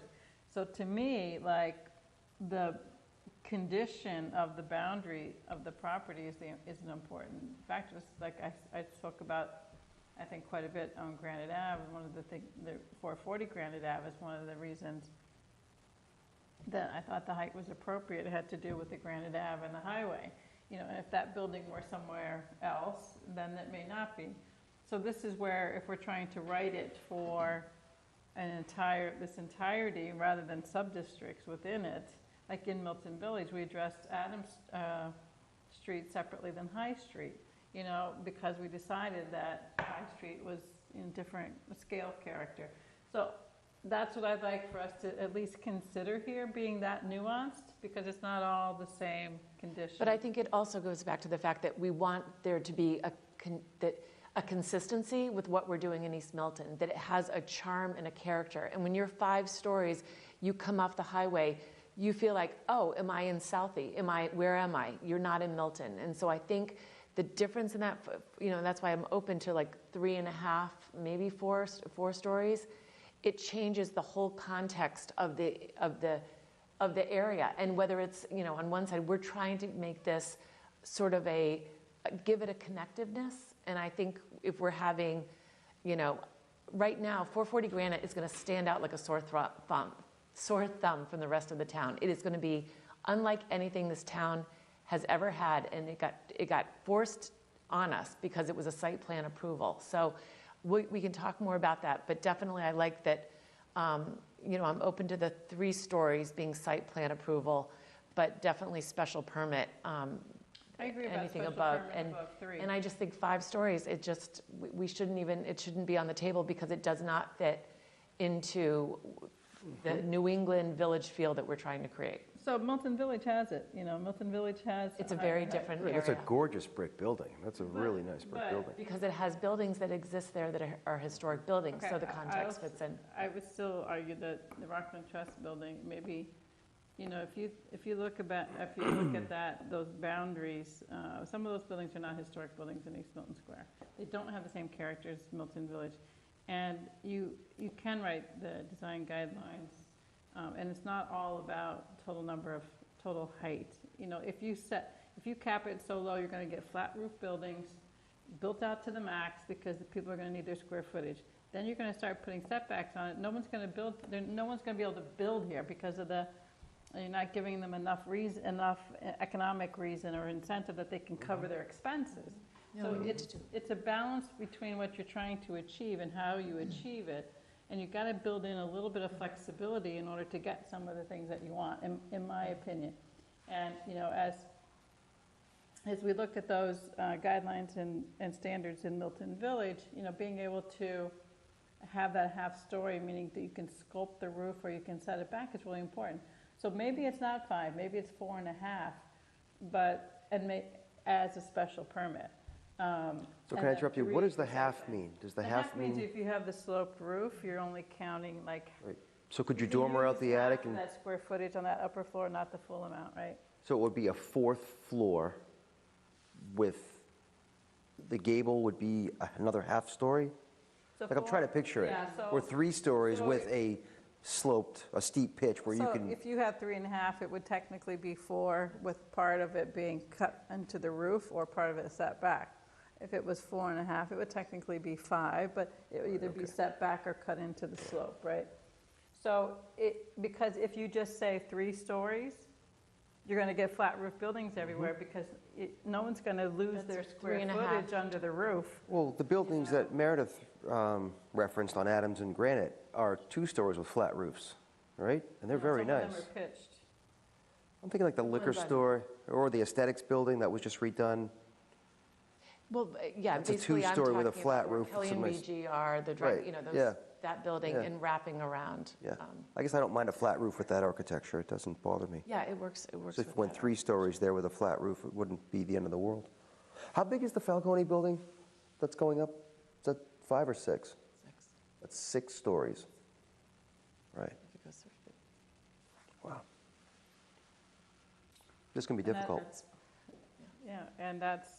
And I don't We think. should have talked to him about that before we gave him his approval. Yeah, lost opportunity right there, Maggie. He's going to say that is, what's the other company? Corcoran. Corcoran. Well, whatever. I mean, the point is it's going up. It's going to be 6 stories. We want to emulate that with, so I guess a 5-story would look small next to that, but I think a 3 would look a lot better, because So we can move, I don't think we have to get stuck Yeah, on this yeah, yeah, tonight, yeah, but I yeah, would like to yeah, say yeah. mixed-use development up to 4 stories. But also, I'm trying to be realistic, and I don't want to waste a lot of time, listening to residents push back for 5 stories when we know it's going to not be well accepted. we need a public meeting is what we So I'm need. just trying to save I ourselves. agree with you about 5, but I think there can argument could be made to look at or consider 4.5, and that may not. Otherwise, we're going to end up with 4 and probably be flat, and that's 440 Granite Ave, right? That's why 3.5 So, would work nicely. Depends if the economics work, yeah. Well, I look at the the example I drive by is I love the way Elliott Physical Therapy, that building made it work, where they have apartments up above and very It's very successful nice. retail down below, and it's parking in the tastefully back. done. Parking in the back, and it's just, it works when when you're leaving a residential area and it transitions, It's into a the commercial. smallish building, so, if you think about like the Rockland Trust building again, you're not going to have it, the scale of that site is different than the scale of that other. And that's where I think that's what I said, like the size of the sites should dictate in some way kind of what our standards are for them, because what's appropriate for one may not be appropriate for the other.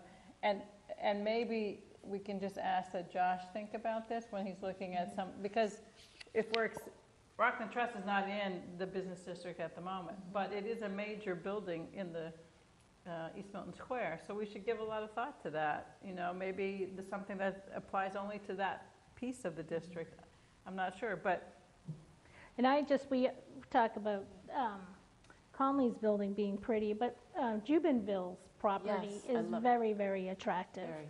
And if, I wouldn't want another Rockland Trust on that corner. Right. It is so, Yeah. it is just, everything about that property is so attractive. And this goes to the mapping, but I think when we're thinking about the mapping, there are certain things that we might not want to, that we might want to pull out. And because I had asked when we were doing the MBTA zoning, the Milton Arts Center, I think we might want to preserve that building. And the Milton Post Office is on the National Register, and I think it's one of the most beautiful buildings. That's one that I would maybe want to see just carved out. But the problem, Meredith, is if it gets carved out and the post office sells the building, what's somebody going to do with the building? They could, you're not giving them an opportunity for a new use. We need to think about giving somebody an opportunity for a new use that doesn't incentivize tear downs. I agree with you.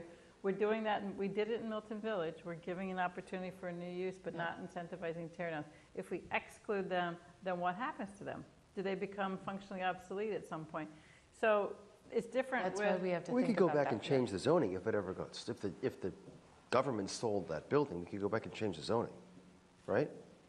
Town meeting? Zone. It'd be by special permit if someone came in and wanted to do So something. this is where I think we need to look at these conditions, because if I would support, like if you said, okay, maybe some of these, if it's right up against a single family, there's no opportunity for the increased height maybe. And other places that there would be opportunity. And that's why I don't think it's a one-size-fits-all, because it's I so. agree with that. Nuanced. Yep, I Yeah, agree and with it's that. We very, should consider it that way. Yeah. and I agree with that. Okay. That's very good discussion. I think we can take all that into consideration, take a more nuanced approach, but you kind of using this as a bit of a starting point as well. So I did want to just compare these to the existing zoning characteristics that are there for the business district, but also the proposed 3A overlay district as well.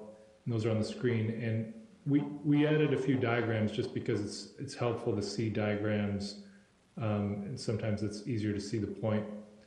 So we did it not trying to pick on a single property, but it's more effective to do diagrams on a real place. So we chose 561 Adams Street, which is the Santander Bank property. Again, nothing against this property or the existing use or the current configuration, but just thought it would be useful to look at some of these characteristics in a real location. So this is a lot which is smaller than a half acre on its own. It's has a one-story building. It's about a 5,700 square foot building, single story, 17 parking spaces, give or take. It was built in 1963. See a photo of it there. And so under the current business district characteristics, these are the setbacks. So no front setback, 12-foot rear setback when it abuts a non-residential property, a 6-foot side setback, And then if you look at the height as it is allowed today, as of right, it's 3 stories, 45 feet. But this is for a commercial use only. And so for commercial use only, I think that the market has basically shown that it's not there for commercial use only at 3 stories in East Milton Square. So you haven't seen that type of development occurring. I think because you can't park it. Right. And so just to explain, the box that we're diagramming here is a hypothetical building zoning envelope. It's not meant to depict architecture, but really just kind of the box which you could build a building within, and it is defined by those zoning characteristics. But as Cheryl astutely pointed out already, that it is not considered parking. And so then by special permit, that zoning envelope is allowed to extend another 2 stories up to 65 feet. But again, this is for a commercial only structure, and there has been no really feasible project to come forward under that description. As Cheryl pointed out, the parking is really insurmountable. If you were to kind of build out a zoning envelope of this nature, it's about a 14,500 square foot floor plate. Again, this is not how a building would look or how a building would be developed, but just using these types of numbers, you would need over 400,000 square feet of parking area to fulfill the parking requirements at 1 space per 250 square feet. That's in excess of 1,200 parking spaces would be required to support a structure of this type under the current requirements. So that's a very strong reason why this type of project has never been proposed or would never proceed. Under a very similar comparison, under the 3A overlay, the setbacks that are established there, 15 foot on the front, 20 foot on the rear, 5 foot on the side, and that's a 2.5 story. So that would be 2 stories, and then as you've been describing in your conversation, a 1/2 story within the pitched roof, and that's up to 42 feet to the peak of that roof. So this is, again, something that would be difficult to park, and also in this case there's a density constraint expressed. So here, if you kind of run the numbers, you have would probably amount to, at this buildable envelope, to about 43 units per acre on a property this size, and the units per acre is limited to 30. So that would equate to about 12 units if you took it back down to the 30 unit per acre maximum, which is expressed, and that would require 12 parking spaces at 1 parking space per unit, which is about 4,000 square feet, which is a more achievable setup. And the assumption described here, though, is that if we had, through our zoning, if we are able to put together a 3-story mixed-use sort of approach by right, that would potentially be a more attractive redevelopment opportunity than the 2.5-story residential only. So if we think about this, though, 4,000 square feet on a lot that's 9,500 square feet, so already half your lot area, if you did it on the first floor, is parking. So that means you're really getting a 1/2 story of occupied space plus the 2 floors above it. So the economics of that, then you start to think about, and even with that, how much commercial space do you get? And so, like, is parking allowed as part of the first floor? Are you building above the parking? All of these things, I think, become things that need to be thought through and tested in order to see that the zoning really would achieve anything in terms of new development. Agreed. And we're starting with this type of analysis now. I would say that we'll continue this type of analysis as the zoning characteristics mature and develop, but would be hoping to get a better feel for just the type of scenario you described, Cheryl, is sort of how feasible is this arrangement. I would say one thing that I would hope that these are illustrating is just the difficulty of the parking requirements and how you can fit everything onto the site. That's really the challenge. Especially on a small site. It'd be interesting if you use another site, if you had a chart even of lot sizes in the district, because I was looking at this relative to the MBTA zoning. You know, what could you actually achieve on some of those lots, given the lot sizes? And you only have a handful that you're not really hamstrung by what we were just looking at. Like, you know, by the time you do parking, how much do you have left to be occupied? And then how much square footage do you have left up above it if your height's capped? So I think it would be interesting to see what the lot sizes are as we think about these dimensional standards. Yeah, that's a good point. I think that the lot at that Santander Bank property is perhaps one of the more generous lots, in fact. Yeah, there's lots that are smaller that are going to be even that much more difficult. But I think, look at the number of this number of units that we were looking at. I think of communities similar to ours where you can see a mixed-use project where there might be 8 beautiful, really high-end units above that would sell for $1 million a piece. You know, there's profit margin there, and they can be beautifully done, and they're just not going to be 30 units. It's not going to be a 40-unit building. That's what the East Milton neighbors are saying. We don't want it to be overly dense. We want to have incentive for some mixed use, but you could do a really nice project with 6 to 8 units, really beautiful. You've done them. You've designed, you know, I'm sure some that don't have to be. Yeah, we're just setting the maximum, right? The developer will set what they think the market is for them. And I think what we want to make sure is that what we set is actually workable, right? That we can actually, that it would work. Right, Josh, you don't want to set dimensional standards that only work for one site in the whole district or 3 sites in the whole district. You know, we want to have it tested out, like we did in Milton Village. You did testing, Josh, and then I did some further testing just so that we could see that what we had would actually work. And that's, I think it's the same kind of exercise is necessary here because there's a lot of similar characteristics to the lot sizes and the challenges of that in terms of parking. We have to make sure it also works for, well, I keep going back to parking in the East Milton Square experience, right? So we're going to, if this gets built, you take away 17 spots that satisfy the decorating den and the other business that's in there and what used to be the bank. And sometimes when I go to Stella's, I sneak in there and park because there's no parking on the street. So now we're swallowing up parking. Excuse me. The owner, sorry, go ahead. So now we're swallowing up parking. And granted, we're adding parking to satisfy the 8 or 10 units that are up there, but there's no parking for the building that's next door. Now there's no parking for the commercial space that's going in there. If the I'm business. a property owner, though, I have a right to develop my property, right? It's not my responsibility to provide parking for you when you can't find parking somewhere else.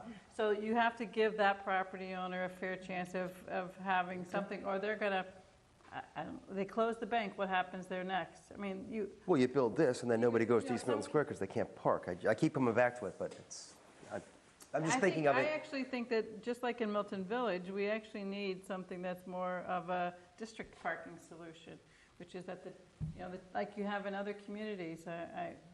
They have a downtown parking area. It's owned by the municipality that supports the businesses. Like, you know, beautiful downtowns like Chatham, for example, and the Cape, they've got a whole bunch of parking in the back that's owned by the municipality.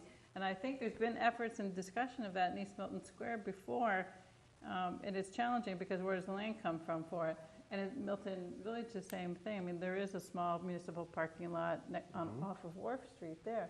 But I think that becomes sort of the solution is to think about some kind of district parking. You know, if the town, look at Citizens Bank, that is one of the most underutilized parking lots. It's a huge parking lot next to 440 Granite and a very, a wonderful business that we have in town. But Citizens Bank does not own that. And that would be a perfect site for the town to approach the owner and consider acquisition of that as a municipal parking area. Can't we use CPA funds? Oh, for we give committees. Yeah.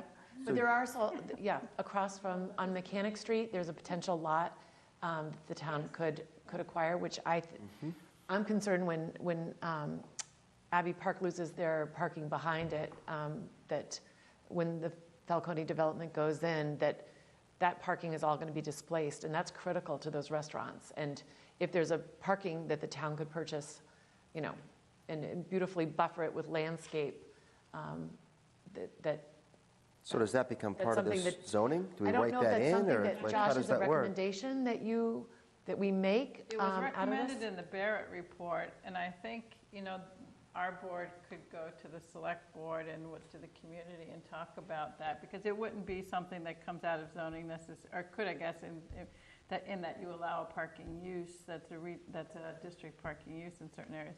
But the actual acquisition of land and building a parking lot and owning a parking lot would have to come through the select board, right? So I'm all for town buying property. And, we should never dispose of property because we never know what our needs are going to be in the future. So I'm a huge advocate of using any available funds, bonding to buy property for the town. And especially if you look at the parking lot down at the church, what is that, East Congregational Church? That, Oh, right, that's a beauty. that would be a shame for the town to pass up on possibly purchasing that parking lot there. Or the backside of the Art Center, that whole open space there would make a great parking lot. Well, I think the town is talking about doing that as the Milton Arts Center, Good. doing some parking. I think there's a study possibly on doing that. So, all right, thank you. I should mention too that I do have a colleague of mine at MAPC in the Transportation Department, Adi Nocher, and he is working currently, I believe mostly in coordination with Tim and the planning department on a parking management plan for East Milton Square, and we've been talking about and trying to sort of coordinate strategizing, but I think there is a lot of parking in East Milton Square, both on street and off street. I think part of the issue is that it's, as tends to happen, I mean, it's not unusual, is really sort of property by property and use by use and sort of delineated and regulated as such. But the more that parking in a district like this can become a shared resource for all properties, the better the parking supply and efficiency works. And so I would just say that's a strategy that's afoot, and I think there are some efficiencies that can be had there. In particular, very simple things like having the employees and staff that will park and work at these places all day should not be taking the prime parking spaces. Not saying that they do that, but sometimes they do that. So that's an example of how parking supply could be used more effectively to really make it work well for patrons of the district. Well, it would be great if that study comes alongside this work, because it is something that there is a lot of concern about, to your point, Jim. One of the things I've heard over time in working on different initiatives is that people, express their concerns and they don't feel as if actions are taken. And, we only have certain jurisdiction and others have other jurisdiction. And I was learning recently that in Milton Village, a recommendation that came from the transportation engineer regarding a traffic light, which was highly recommended by them, is kind of faltering. And so when we go about zoning and we say that these recommendations are made in order to make this zoning work, and if those things don't actually happen, it's hard for us to go, to have the confidence of the public to think that these things actually will happen. And so I do think it's important to have these things going in tandem, this parking utilization, and any other recommendations that might come that would be helpful to the conditions that people are frustrated with. And would we ever ask the Traffic Commission to come to one of these meetings? Because they are the ones who get all the complaints. All the residents go to the Traffic Commission. So maybe they need to come to one of our meetings to tell us what they're hearing. Yeah. Well, I think we hear a lot. The loading zones are issues, and it's really enforcement. I think primarily what happens in East Milton Square. I pulled down, I was coming down a side street coming onto Adams Street, and there was a car next to Abbey Park in the opposite lane going the wrong way. And it was with blinkers on and had dropped somebody off and had crossed over the Starbucks. And I almost took a picture to, to send it to the traffic commission, but where there's no enforcement. So without that, it's total aside, but driver know. behavior has gotten so horrible. I mean, I'm dumbfounded when I see what some drivers are doing. and it wasn't an Uber, it wasn't a DoorDash guy? a DoorDash. It was, an older gentleman dropping his wife off. And it was, anyway, not to, but I think that could be at some point, when we have a plan, it would be worth passing it by, other boards. Good, thank you.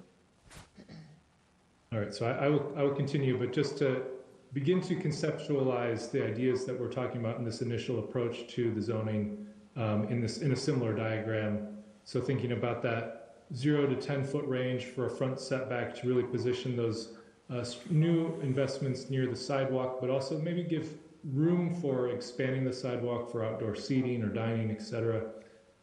Variation on the other setbacks based upon the context, like we were talking about, depending on the adjacent use and the scale, there would be some variety in terms of the conditions of those setbacks. And then thinking about exploring, and I think that the exploration in terms of parking requirements is very young and needs to mature quite a bit, but definitely thinking about in decreasing the amount of parking required per square foot of commercial, I think is very necessary, and then trying to find the right requirement for the residential above and doing some tests to see that it could all fit. But my suspicion is that we're probably going to have to even reduce these initial concepts as they're expressed today, which are maybe for some community members already pushing it. So if we look, just visualize that initial mixed use by right type approach where we were thinking about 3 stories, maybe up to 45 feet as was in the previous zoning, and that this could be the zoning envelope that is the approach where if you had a mixed use proposal that fits within this zoning envelope, then that would be, I think, a really very strong investment and improvement in some of these properties. As we move up from that height, we're already kind of considering some of the things that have shown up in the conversation amongst the board members this evening. So if this is showing up to 4 stories by special permit, and that might be up to 55 feet, and even in that case, requiring a step back from the 3rd story, where the 4th story would be pulled in from that plane of facades to really reduce the visual impact of that additional height. And then similarly, if we were able to go to consider maybe in certain locations, as was described, up to 4.5 or 5 stories under those same circumstances, continuing the step back as occurred at the 3rd story. And those 2 conditions again would be at special permit. So as I was describing, the parking, I think, is something that needs further work. If we looked at, here we are. So if we look at the calculations of this 3-story hypothetical zoning envelope box, you would end up needing to require about 18 parking spaces for the total structure. So 9 spaces for the non-residential ground floor at 1,500 square feet per space of use, and then moving up to the floors above, if you estimate that you've maybe got around 18 units above in this hypothetical envelope, that would be at 1 story per, or 1 parking space per unit, 18 additional spaces. So you'd be around 27 spaces total, which is going to be tough to fit on the property unless there's structured parking or parking within the footprint of the structure, which aren't impossible to do, but are expenses which then the development will have to carry. And that's about 9,000 square feet of parking area, which isn't insurmountable, but is definitely a burden which will impact the feasibility of this type of development. And then this is the list to be continued and further developed that we're just tracking in terms of the other considerations which are top of mind for the community, the traffic improvements, traffic studies as development approvals are occurring, thinking about things like transportation demand management to reduce the need for a vehicle when some of these new residents come. That could include thinking about enhanced transit connections, transit passes, zip car spaces for shared automobile use, any way that we could get the share of vehicles per household to be reduced in the district and neighborhood would benefit the walkability and future development and just livability of the district as it continues to evolve.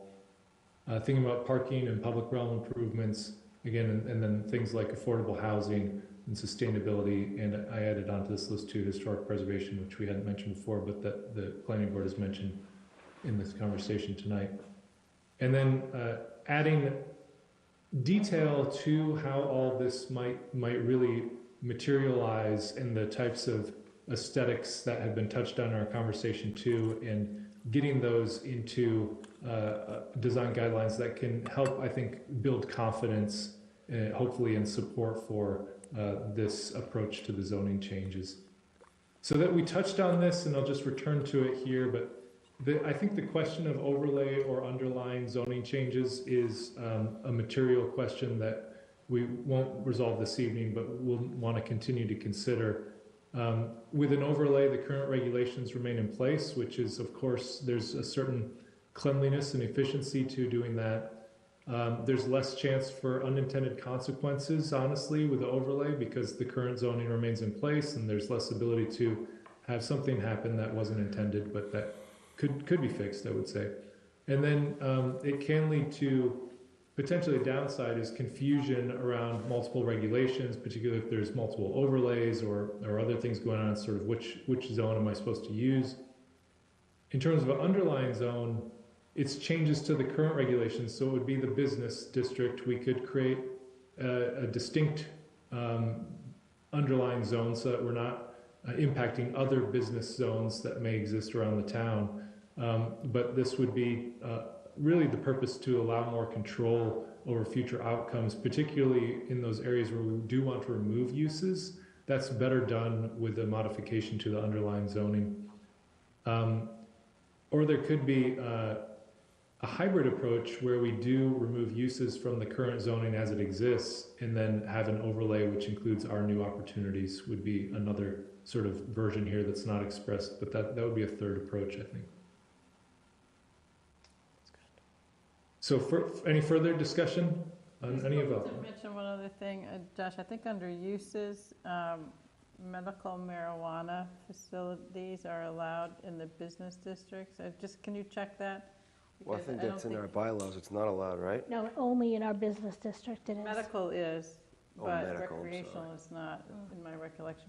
But it's just one of the uses, I didn't see it up there, and it's just I don't something we believe should I think it's on the Granite Ave portion. I think that's where it was zoned for. I don't think this area But if we is change allowed.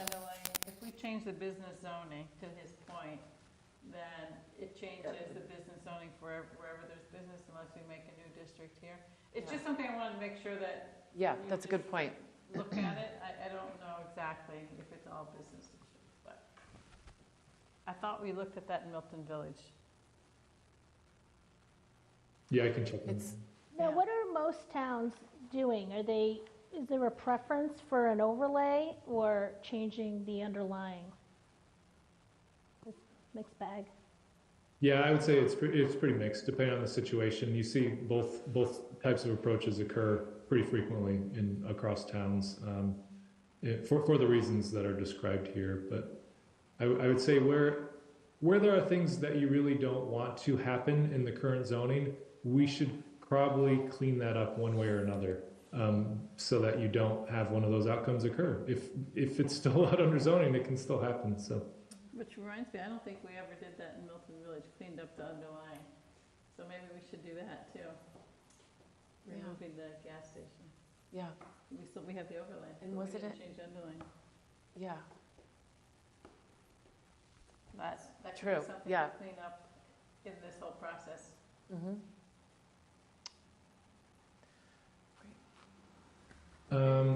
In terms of next steps, just to provide some board's consideration, as you mentioned, another public forum is important in this process, and we think that trying to land that probably in the month of March, if we can identify some dates that might work with the town calendar, would make a lot of sense, and we have the runway right now to promote and get the outreach and word out there if we can get a date established sooner than later. And that would be, the purpose of that public forum would be to take a similar presentation to what you have all just seen, and really focus in on some of these questions which remain open and get additional feedback, do some additional analysis prior to that meeting about the parcel by parcel approach to the district itself, and looking at the heights a little bit more, et cetera, but then bring those questions back to the community to see if we can get even more clarity on some of them. So I think also it'd be helpful to, I think the Barrett report identified a couple of sites that could be a district parking. I think it would be important to address that as well. So if we said, Meredith, I think that was one of the sites where that Citizens is. It does, I think if we just identify it, because otherwise, I just worry that we'll get caught up in the parking challenge and not on some of the other issues when we go back for another public forum. And I would like another round of the discussion of the items that we did tonight with you, Josh, before we go back to the public, just so we are clear about at least having more information before taking it to the public. And is there another site in town that, like, we're all comfortable with, like 36 Central? It might be nice to, like, I started creating this spreadsheet of all the existing, I have a spreadsheet. but up to you. And so, like, if you look at 30, is it 36 Central? That's, so if it would be interesting to know if they have parking issues. You know, I don't even know how many spaces they have, but I never really hear anybody complaining about that building, and it's mixed use. They have an advantage of the sloping to park underneath, which is what we had in Milton Village too. Yeah, they have underneath parking, So to me, that seems like a successful It's a four-story development. building. Yeah, It was close to And the it's- sidewalk. So when you say that 4 stories is too much, people, at the time, I wasn't, paying it, maybe I was living here, but I wasn't involved in planning activities at the time. But people who live in that area, I've been told, they heard that a lot of people were worried it was going to ruin everything. And now it's like everybody feels like it's just an integral part of that neighborhood. So, so that's 3 stories with the, No, it's first floor retail Yeah. and 3 stories of. and then it actually, when you drop it in back, it's even taller in the back Because of- because of the parking And I underneath. think there's 18 units. I have the special permit for 16 or that 18. with, and the spreadsheet that I shared when I was going through my analysis of the existing, multifamilies included the parking. So if you have that Excel, I can reshare it, but. And they do have off-site parking. They have their commercial, all of the commercial buildings have parking back behind. So for a certain number of units that are designated for. But I don't think that they have, like, the customers who come to the hair salon, for example, park on the street. By the way, one of the things that is not widely known is that 131 Elliott, that parking lot is available to anybody during the day. There's no sign that says it is, but that was one of the public benefits that was allowed for the greater number of units there and greater height at that building. So that's an example of if you give a little height or you give a little more square footage, you can get something in return. There's parking spaces that we got in return. And unfortunately, the special permit didn't say, because I've asked Tim about this, that there has to be a sign there that tells the public about that. But we can just, Yeah. all the businesses there advertise it. But I think it's a good example of a public benefit that can come out of a little bit more height or a little bit more square footage. Yeah, I'd love to hear from the public in East Milton Square on the height. Literally have an open meeting and let everyone come and just talk about it. Did they want 5 stories? But let's just say if you could get a parking lot as in return, if you could get a shared parking lot with, let's say, 10, 12, 15, I don't remember how many spaces at Henry's, would that, so this is a trade-off. Like, I know I learned of this interesting planning process that happened, I think it was in Mattapan, where they said, here's the list of wants, and here's the list of things that you have to accept if you want to get the want, right? So you can, like, they added up to 100%, so something is a plus and something is a minus. So you have to be willing to live with something in order to get something that you would want in return. You don't have to go through that entire exercise, but it'd be worth somebody going through it to say, okay, if you could get additional parking, or if you could get whatever other benefits that were get identified, would you accept that additional half-story or that additional 1.5-story? And the other question I always thought, what are the thoughts on a elevated parking garage? So the town owns the upper parking at the fruit center. What if we did a second floor up there? You know, how would that affect the aesthetics I know, of the town? Parking garages can be designed to fit in. Yeah, Newburyport built a great one. Yeah, It's huge. They can be built in, the ones that we all see that we don't like, a lot of them are precast concrete that are, sloped and so forth, but they don't have to be built that way, especially on small sites. So that's one of the things that was talked about in Milton Village, is on that lot off of Wharf Street, because the land slopes, that you could just kind of, the problem with a small lot is the ramping. Yeah, So right, yeah. that's where if you have a change of topography, you can take advantage of it, it's beneficial. It's a challenge, yeah, for sure. But I just don't see 5 stories, and I just know, having gone through the 440 Granite, it wasn't. Yeah, I'm just trying to save us all. The more you build it, the more parking you need. It's just, but I agree that we need to really look. Yeah. That's why a public forum, a couple of All right, public so forums would be great. Josh, so are we saying that we would like Josh to come back One more time, I think, before one a more forum. time before the forum? So that would be, In particular, on the lots and, in terms of the boundary and what uses are within those boundaries, because that's a big topic to talk to the public about, the boundary. We talked about that. And then I think that also informs these sort of dimensional standards, and like the test that you showed us, Josh, a couple more of those to kind of show the challenges with these sites and how parking requirements are going to really influence what we can get in terms of first floor uses, even. Those are important, I think are really important. And then if you had any, if you were able to have some kind of height analysis, you know how when you can cut a section, here's the building, here's the street, here's the building. The further they are from one another, and then where you set it back, there's, if you are wider, you can be taller and set it back and not have a sense of being too tight, too tall. But if you are narrow and you go the same height, the feeling on the street is a lot different.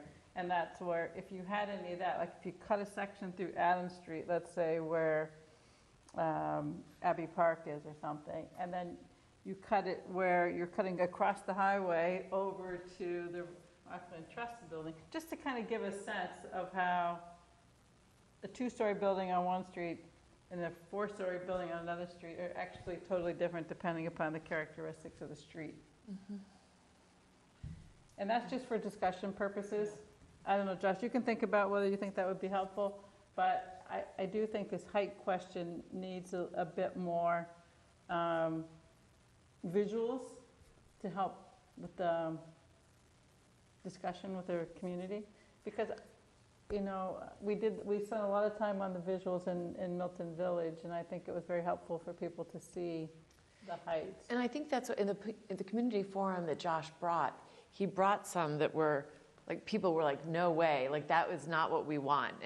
But there were others, you know, I remember the Canton, the cute little, you know, in the center, some great visuals that you had also. And so I think he did do that, presented those at the forum, and if we did that again, I think having some. Yeah, I was just thinking scale-wise, not even like design, it's just more about massing scale, but whatever, you've heard the suggestions, Josh, maybe you can think about that. And I just think I'd like to work through as a board some of these visuals before it's part of the public forum. You know, and I understand the whole concept of stepping back and it's reducing visual impact, but like it's still 5 stories. You know, even if it steps back, we're still losing light and sun. It's creating, you know, shade. You know, you can't, you know, plant big shade trees because they're going to grow into the side of the buildings.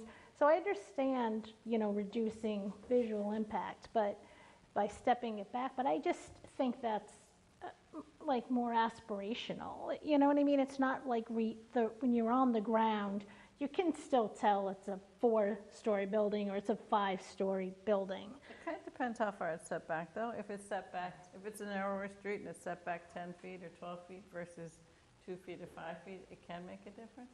But it's more I think more the sloped roof if you want that opportunity. The half-story can impact that.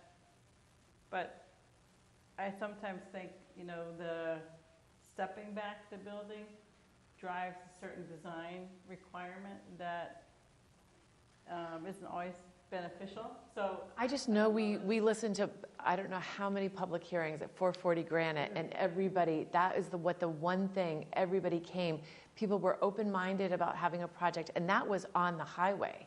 So imagine having it not on the expressway. 5 stories is just it's just not I feel like it's a non-starter. I do too. I think we should hear from the public first before we start saying, oh, 5 stories, they're going to love it. I think we should hear them say, hey, 5 stories, we don't love it. Yeah. And then back into it. Yeah. I don't live in East Milton Square. I go there for lunch. I'm not going to be next to the 5-story building that shades my house.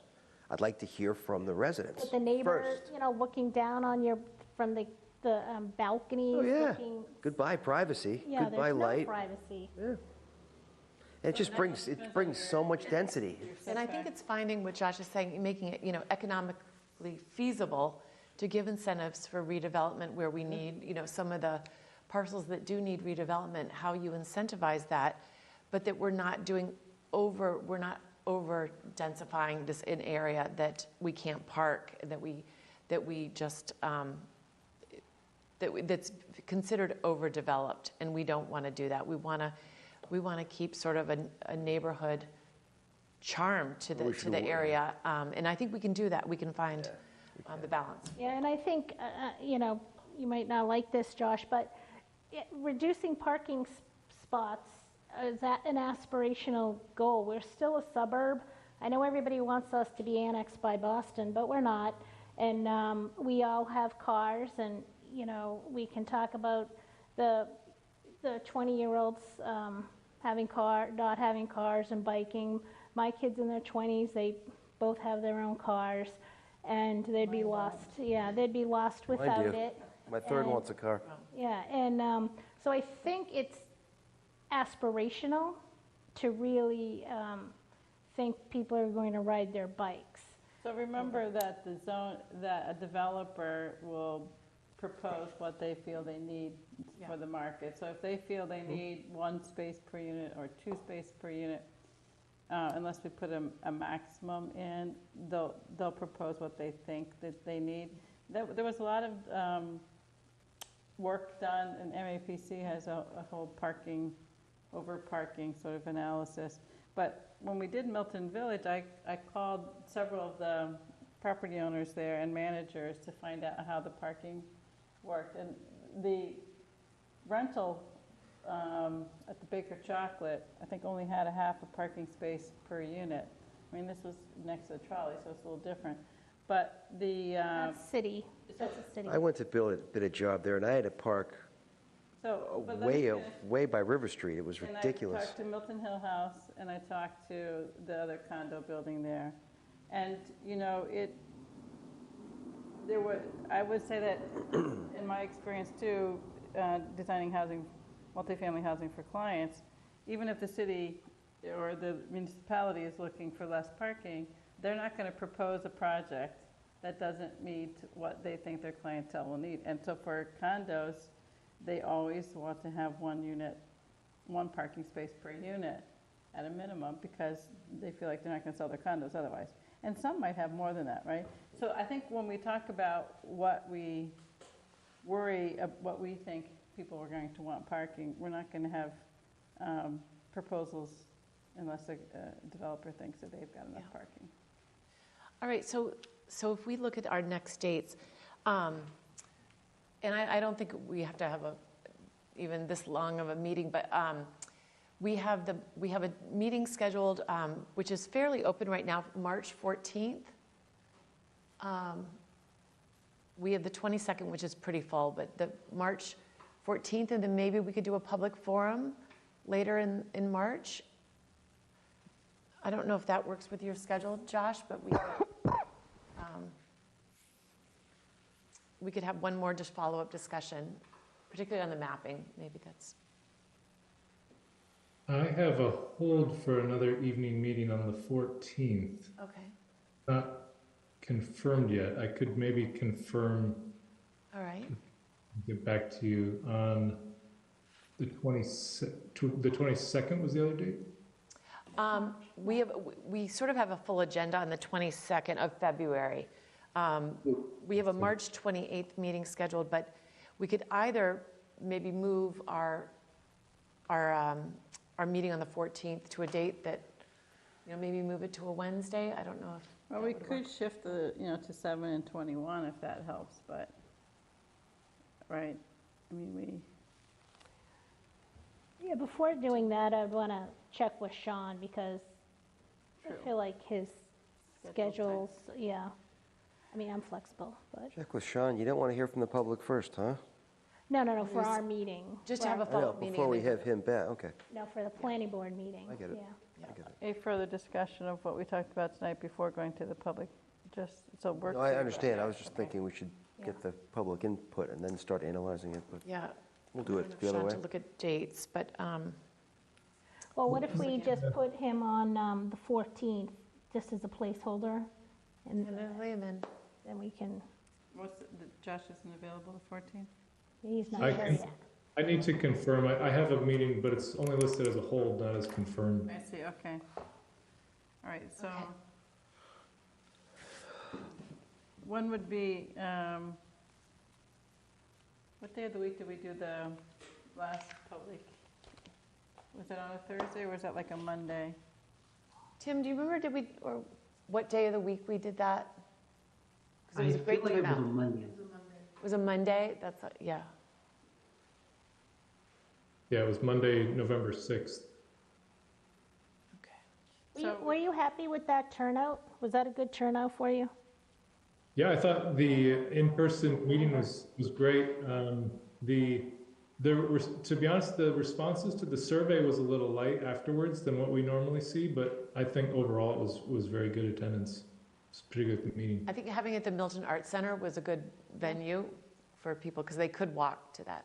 So Monday could be a good Yeah, I think there's been a lot of attention with the MBTA zoning, so that might be why you didn't get as much on the survey.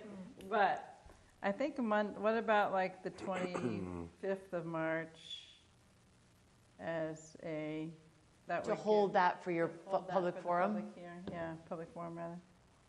Yeah, that looks free. Yep. And then we'll try to find a time that we could meet with you separately before, but yeah, at least the 25th, that would be great to pencil that in. Tim, does that work for you? And Josh and Julia? What do we say, the 20? March 25th for our next public forum? Yeah, that should be fine. Are you at the Arts Center at 6:30 or 7 or? So we should try to reserve the Art Center. Yeah, we'll reach out to them tomorrow morning and confirm. If not, we can try to work through something else if we need to. Okay, was that a 6:30 start time we had last time? Do you remember? Or 7? 7 is probably easier for. I think, yeah, I don't remember it being 6:30. It could have been, Okay. but the 7 is nice and easy. Okay, that's great. All right. And then we'll wait to hear from you, Josh, on the 14th, if you could join us at that meeting at some point, just to touch base. Yes, I'll confirm that as soon as possible. All right. Anything else? Thanks, Josh. Thank you very much. This is great. Yes, thank you all. Very, very good conversation. Gives a lot of great direction. So thank you to the board for their discussion. Thank you. Tim, did you have anything else before we say goodbye? Thanks, Josh. Great work. Good night. Thanks, Josh. Okay. And I notice there's not too many people on, watching this. I'm wondering if we should let, the East Milton Neighborhood Association know, so their residents Oh, might want definitely. to review this 100%. meeting. Right, and the slide deck, the Yeah. updated slide deck, Yeah. Tim, we have the one we received doesn't have all the slides that he used, so if we could get that and then have that posted on the website as well. Will do. Members, before we lose Josh, I just wanted to note we have a hand raised from the public from Joe, if you wanted to accept any public comment. Oh, sure. Yes, Joe. Please. Hi, how are you? Can you hear me? Yes. Yeah. Joe Curran, Grafton Ave. I came to this board after the public meeting in November, and I expressed some of my views. I guess I'm happy to see that I feel much better about the presentation that was made tonight versus the presentation that was made to us back in November. I actually feel that the consultant listened to what was said there. And I know it's getting late, so I'll try to be brief here. The Barrett report that was presented back in 2021, that was never publicly shared, I guess, with the residents. I know that it was reviewed by the planning board, but I was very concerned when that came out in 2021 because I thought there was going to be some sort of a public discussion about it, and then there wasn't. And then when we got to the presentation in November, it seemed like some of the recommendations were just blindly adopted. And so I feel better about what I saw today. And then, keeping the boundaries the same, I think there is probably some more discussion about it. I know that in the neighbors that I spoke to before and after that meeting, some of the buildings that are probably historically feel like commercial buildings that aren't in the business district, I think probably could be incorporated into them.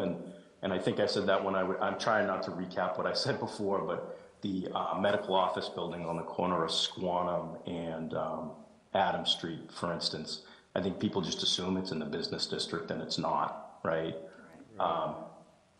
Traffic is obviously very concerning. And then early on when you were talking about parking, again, after talking to my neighbors, I think the overall feeling was that the existing parking that as it exists, I'm going to say today, which I know is going to change, is probably what they're looking to make sure that the number of available spaces kind of stays that way. And as you develop, and you guys have already said it, as you develop those lots, some of those spaces go away. And how do you balance the two of them? And I think mostly the people would like to try to keep the number of existing spaces the same. And when you were looking at the Santander building, I don't know how many existing spaces are there now, but I would say that whatever Josh presented probably almost exactly matches the number of spaces that exist on the site now with a much smaller building. And then when it comes to the former, I call it the Jessen building, the Rockland Trust building, you know, I think the topography of that building does lend itself to potentially, I won't even call it an underground parking garage, but more like a walkout basement kind of a situation where you could drive in and there could be parking in the back or underneath that building and then you could build something on the top of it. And although I'd want to see a little bit more about the number of stories, to me, that building is somewhat isolated enough that if you pulled it back from the St. Agatha's Road side of, you know, it's a crazy intersection anyway, you could potentially get a larger building there because I think you would get less pushback because it's not as close to the residents as other things. And then the energy code, just quickly in my brain, as I know we keep talking about it, Milton already has the stretch energy code adopted, I believe, and I know we're now proposing to adopt some additional energy requirements, which I think is great, but I don't understand how that would be above and beyond what's kind of already required by the energy code we have and the energy and what the Commonwealth has kind of dictated needs to happen. I felt that some of the questions at the forum were a little confusing, and I don't think people understood some of them, and I said that it would have made it easier if there was a QR code on the questionnaire. I think it would have been easier for people to kind of log into the website. You know, we have residents from the age of, you know, very young to very old, and technology is always challenging for them. And then I guess the other thing that's just concerning to me is that the other zoning changes that have been proposed in town already kind of mirror what the original Barrett report and what was presented to us in November was. So, and I'm seeing this presentation and it kind of takes a slightly different direction, but they're in direct conflict with each other in my mind. If one gets adopted, then some of these districts automatically change. So, and then the Milton Village is different than East Milton, you know, and I think it creates diversity. And again, you guys kind of talked about this, is they're not the same and they shouldn't be treated the same. And I think it's important that they be different. And, you know, again, although I don't like the density of Brookline, the villages in Brookline are all very different from each other, right? And to me, that's the unique aspect of the difference between East Milton and the village. So I think that's all I really want to say. I appreciate you listening to me, and I look forward to the public forum. Great, Joe. Thank you very much. Great comments. Appreciate it. Okay. Anyone else, Josh, that you're seeing with a hand up? No. Okay. Okay, great. Then thank you. I don't know, Josh, Fiala, we can say good evening. Okay. Thanks for coming. Bye-bye. Bye, thanks. All right, so we can now move on to our, jumping back to our new business. We just wanted to put this on the agenda.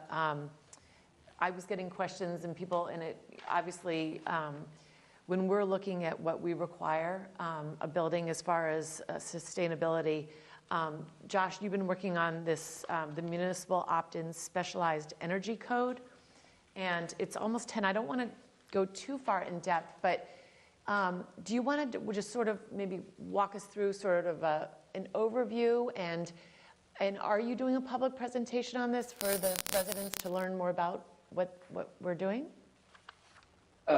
Thank you, Meredith. I'm happy to not run through all 16 slides that I've prepared for you. I think we're a little bit late in the evening for that. Yeah. But to that question, we haven't set a date for a sort of specialized code specific public forum. It's pretty dependent on Commissioner HU's availability. And since he travels from out of state, it's a little bit tricky, especially since we're only sort of 2 weeks out from it being put onto the warrant. So we're expecting that to be more likely to be in April than in the very near future, to give folks sort of more relevance as it's closer to town meeting.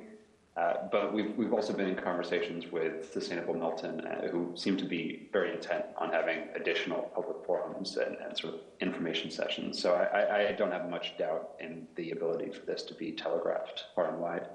Great. Any questions? But Yep, if you'd like, I'd be happy to share just one of the slides, which is the one slide I shared with the select board at their meeting the other week, which I think provides a pretty clear generalized overview of the difference between the stretch code and the specialized code and what it means for different types of buildings. And then happy to answer any questions.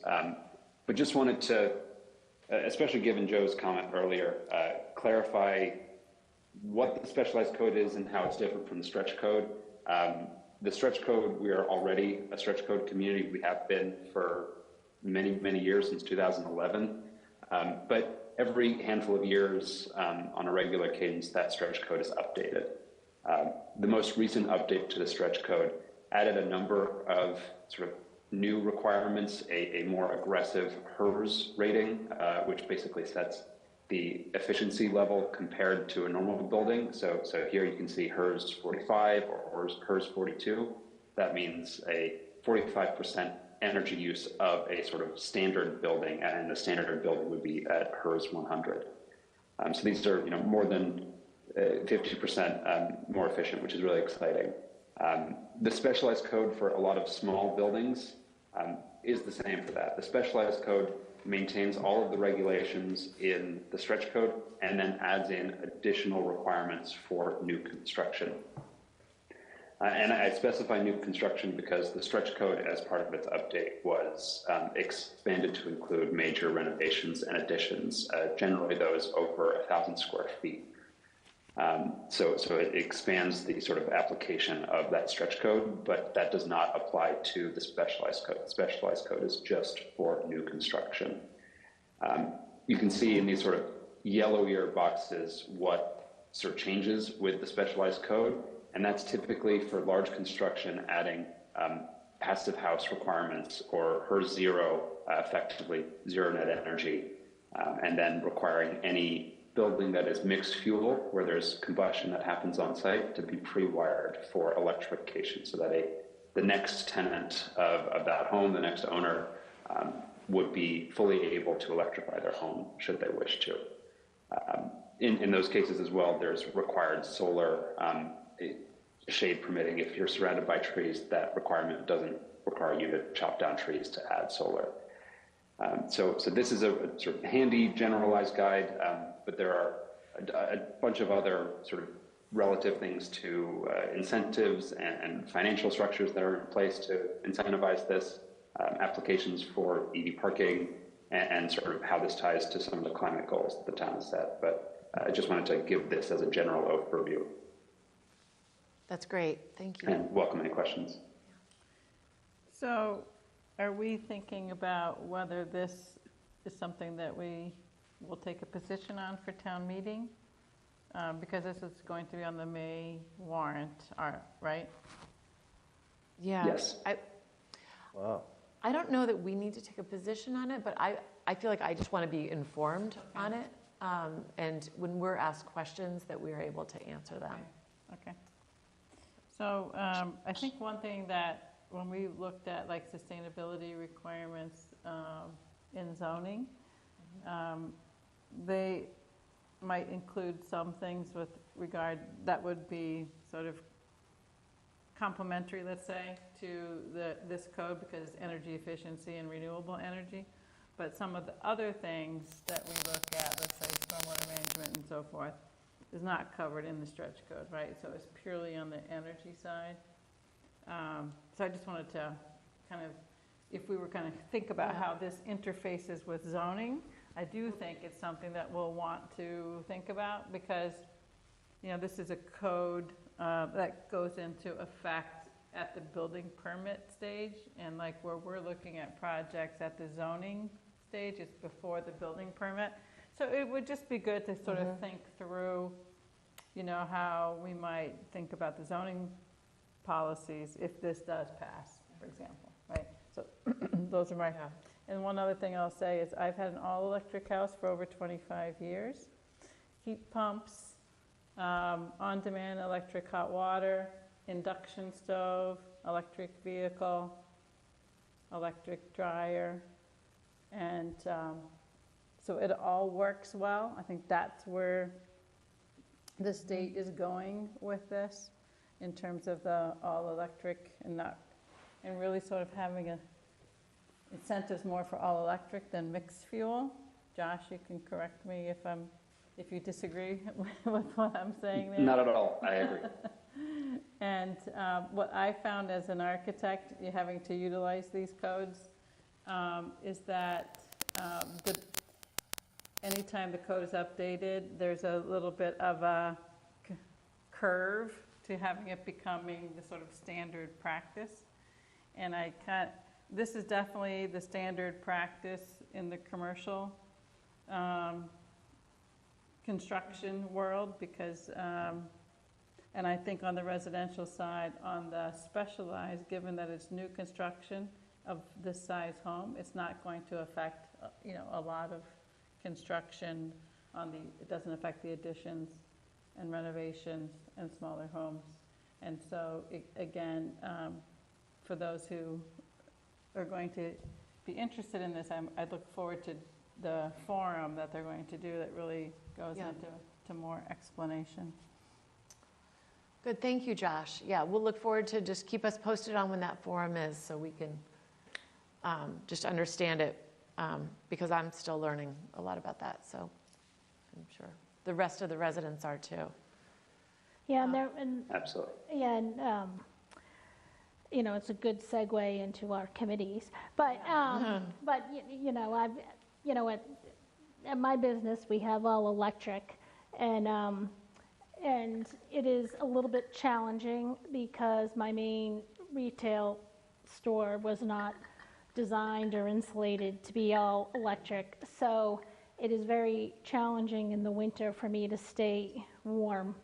So sometimes going all electric, you know, without designing from the beginning, it's hard. It's, you know, I have to supplement my heat with more electric. So the cost is, you know, it's really kind of expensive. So what I need to do is go in and re-insulate, but you know, my building is a barn-like structure, and so my concern is just always to the residents, and I agree with the new build at 4,000 square feet.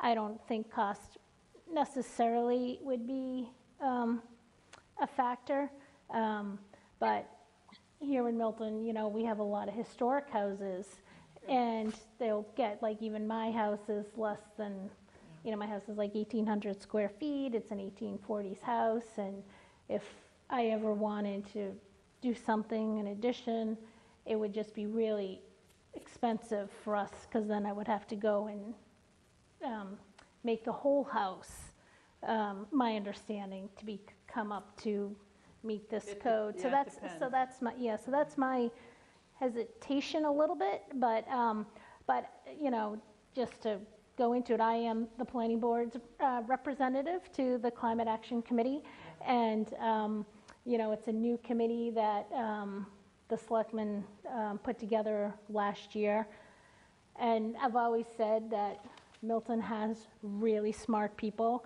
and I think they're all on this committee,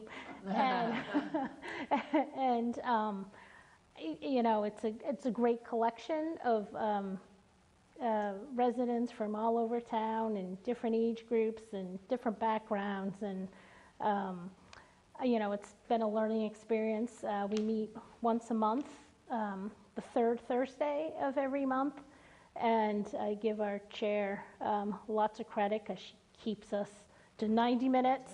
She runs a tight meeting, and, you know, it's just really, really smart people who have so much knowledge, you know, in the energy field.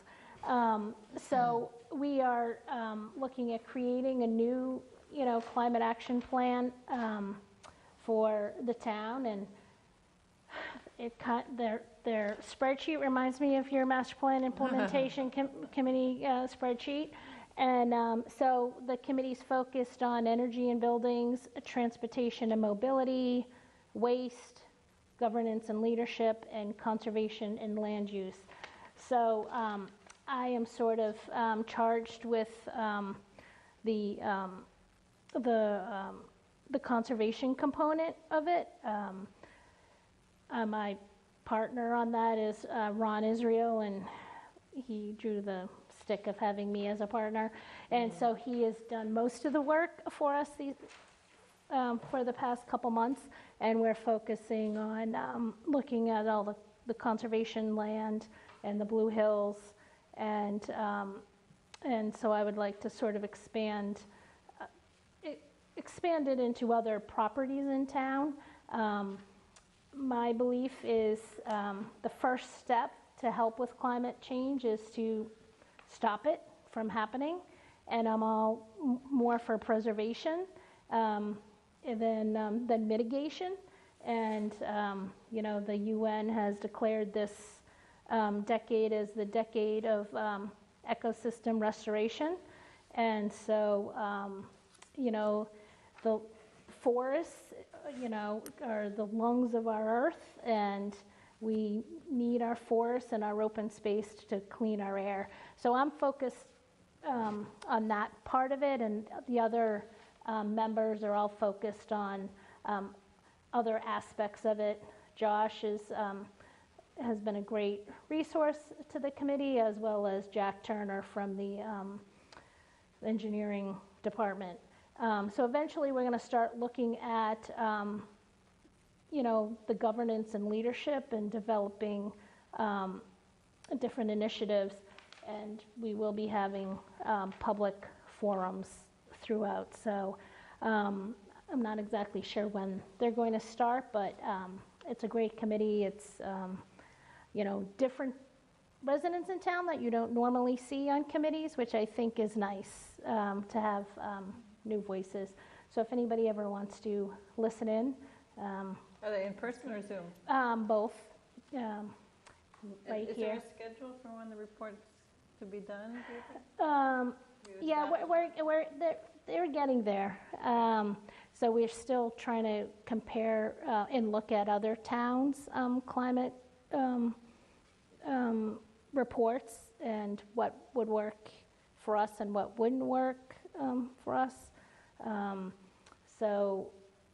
is the specialized stretch code part of the recommendation? So that is, yeah, so we're still trying to figure out if the committee should be weighing in on things. We did have a presentation of the specialized stretch code. You know, I raised my same concerns. I'm always about the residents, and you know, when we put more onerous requirements, the cost of things go up. And we're always afraid of the housing costs in Milton, and my fear is sometimes if we are, you know, we make things too hard for people, we're more expensive for people, we're leaving people out. So, you know, I'm all about solar, I'm all about trees. So one thing about the new energy code in terms of how much insulation is required, the air sealing and so forth, is that they're pretty tight, and the need for heating and cooling is reduced. And so the operating costs are to help offset, you know, what might be an initial slightly higher expense, but then also there's the grant funding. So I think that presentation, you know, those presentations will be helpful that way, because the state has looked at that.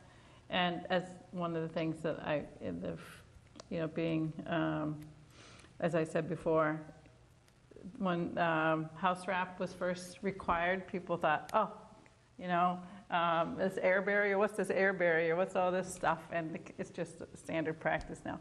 And I think, you know, we're going to end up with sort of that continuous insulation and a few other things that are common in the commercial now, making their way into the residential and become standard practice too. And so that's one of the things I said, because, you know, the committee members are, you know, they're familiar, like you, they're familiar because that's what they do professionally. And I said, what would be helpful is if we put together, you know, a talk for the residents, so I would know where to go to get help or some direction. So, you know, see what grant funding is out there or what loans are out there for the average resident. The average resident doesn't know where to begin. Yeah, it's interesting too. The subcontractors, like on the heat pump side, they know where, you know, how to apply for the grant funding or the rebates. Yeah. So they're, but having a sort of one-stop assistance office, kind of, if you will, would be helpful. I love that idea. Yeah, and just, you know, my other main overarching question is, we haven't really voted on anything. So, you know, what, as your member on this committee, do you want me to come back before taking a vote? Or what's the process? Because I represent you guys, and I don't want to take a vote on a personal decision, because maybe I might say, oh, it's too expensive for me personally. I would feel more comfortable with representing you, but I don't know the correct process. Well, I mean, as far as the plan itself, you know, I'm comfortable with you just providing us with updates, and, you know, if there's a particular meeting that we should watch to get more information, I'm fine with that.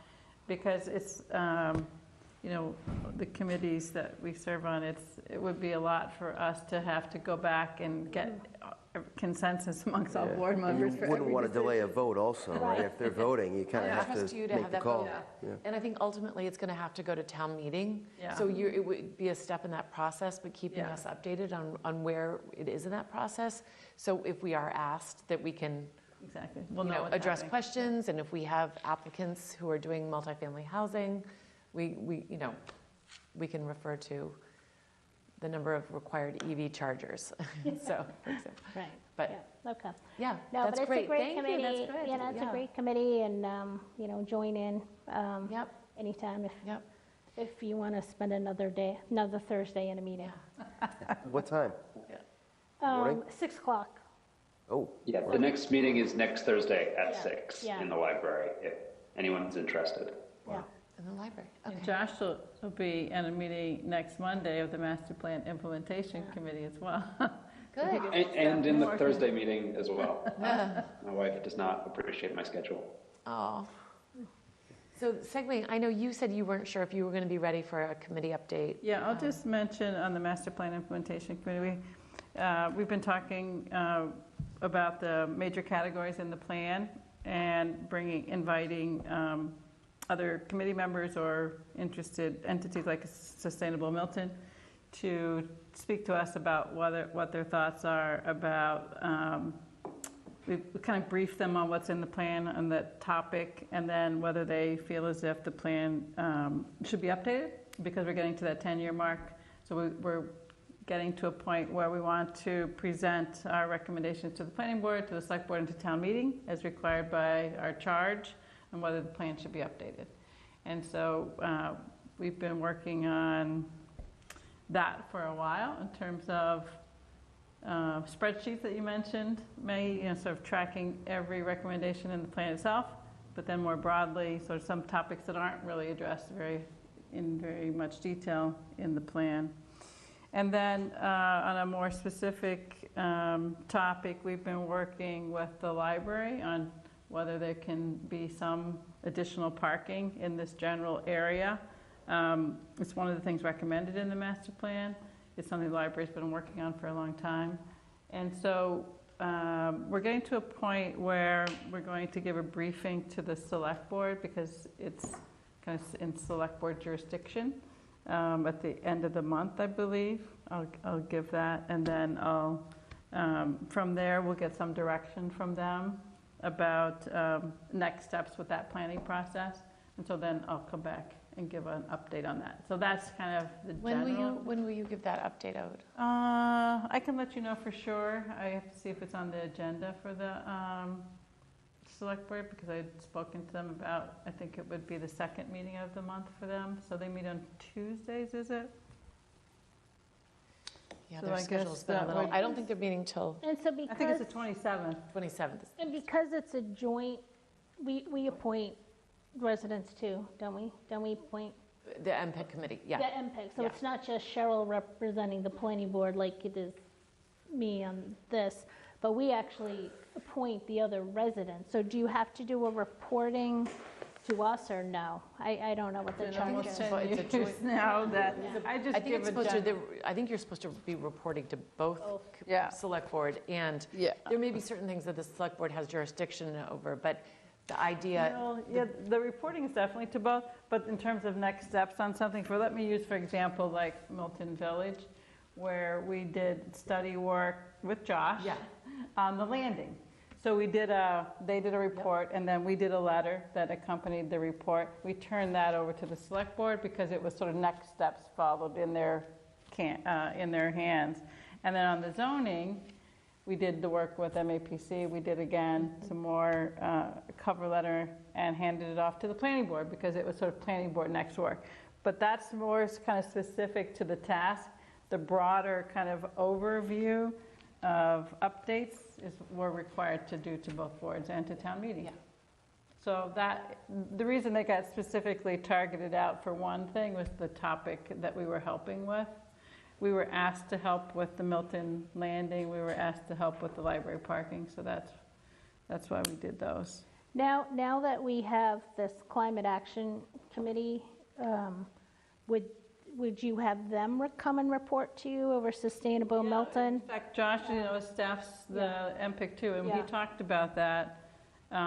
We did talk about that, yeah. Because it's pretty good because the school committee has a representative on it, so Conservation Commission, so it's kind of a good mix of all the boards having, So being given where represented. you are with it, I know, I I don't don't- know if we didn't think we were quite ready, but we're not going to, Monday, it'll be open space and recreation as the topic. That's the last major topic.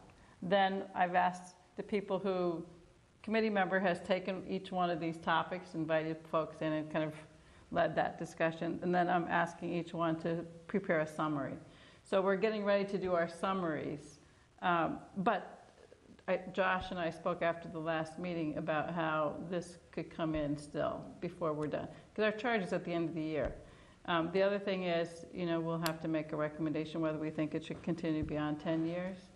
And the other piece was, as I said, whether it should be updated. The committee's talked about not a full rewrite of the master plan, but some selected updates. And that could either come through a new committee or a sort of reconstituted with a new charge committee. And again, that would have to go through town meeting because it's a town meeting form. Approved. It was approved committee, right, at town meeting. So on the next one, on the Good. CPC, you want me to keep going on Oh, yeah. CPC? And Julia staffs that, so Julia, you can jump in. Actually, Josh, did you want to add anything on the MPIC? I don't think there's anything additional to add, y'all being here. Just to continue my role of telling you where your meetings are in case anyone wants to be a guest, but that's about it. All right, so, and Josh is going to help write the sustainability piece, so he's more than informed on the Climate Action Committee's work, right? All right, so then on the CPC, there'll be an article for the Maytown meeting. There were a number of applications for total amount of funding more than what we had available to fund. So it was unlike last year. when Rich was on, where they had, enough money to fund everything at the full request. So there was some back and forth on with the applicants on the funding amounts. So the 13 included one for affordable housing, the Affordable Housing Trust, but Winter Valley had applied for their project. Remember, it's all affordable Additional senior. affordable. So the Affordable Housing Trust is working with Winter Valley. Oh, good. And they'll work out the funding that way. So that, in the category of historic preservation, there are 5. Really interesting, I think you'd find the Milton Cemetery, the restoration of the headstones. Yeah. We did a tour. That was really actually pretty interesting. Well, they're all interesting. The Forbes House Museum, the preservation of the carriage house and the barn.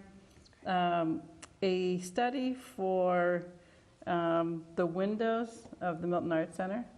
At first they wanted, their application was for some repairs, but we had suggested that they do a study first of the, sort of an assessment of the windows because it's a historic building. So that's what they're doing. And then the fence at the Blue Hills Observatory, the work that the DCR has done on the building didn't include the fence.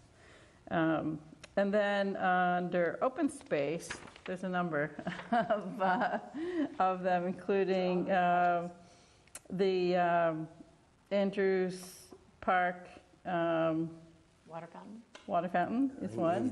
There's also some fencing there as well.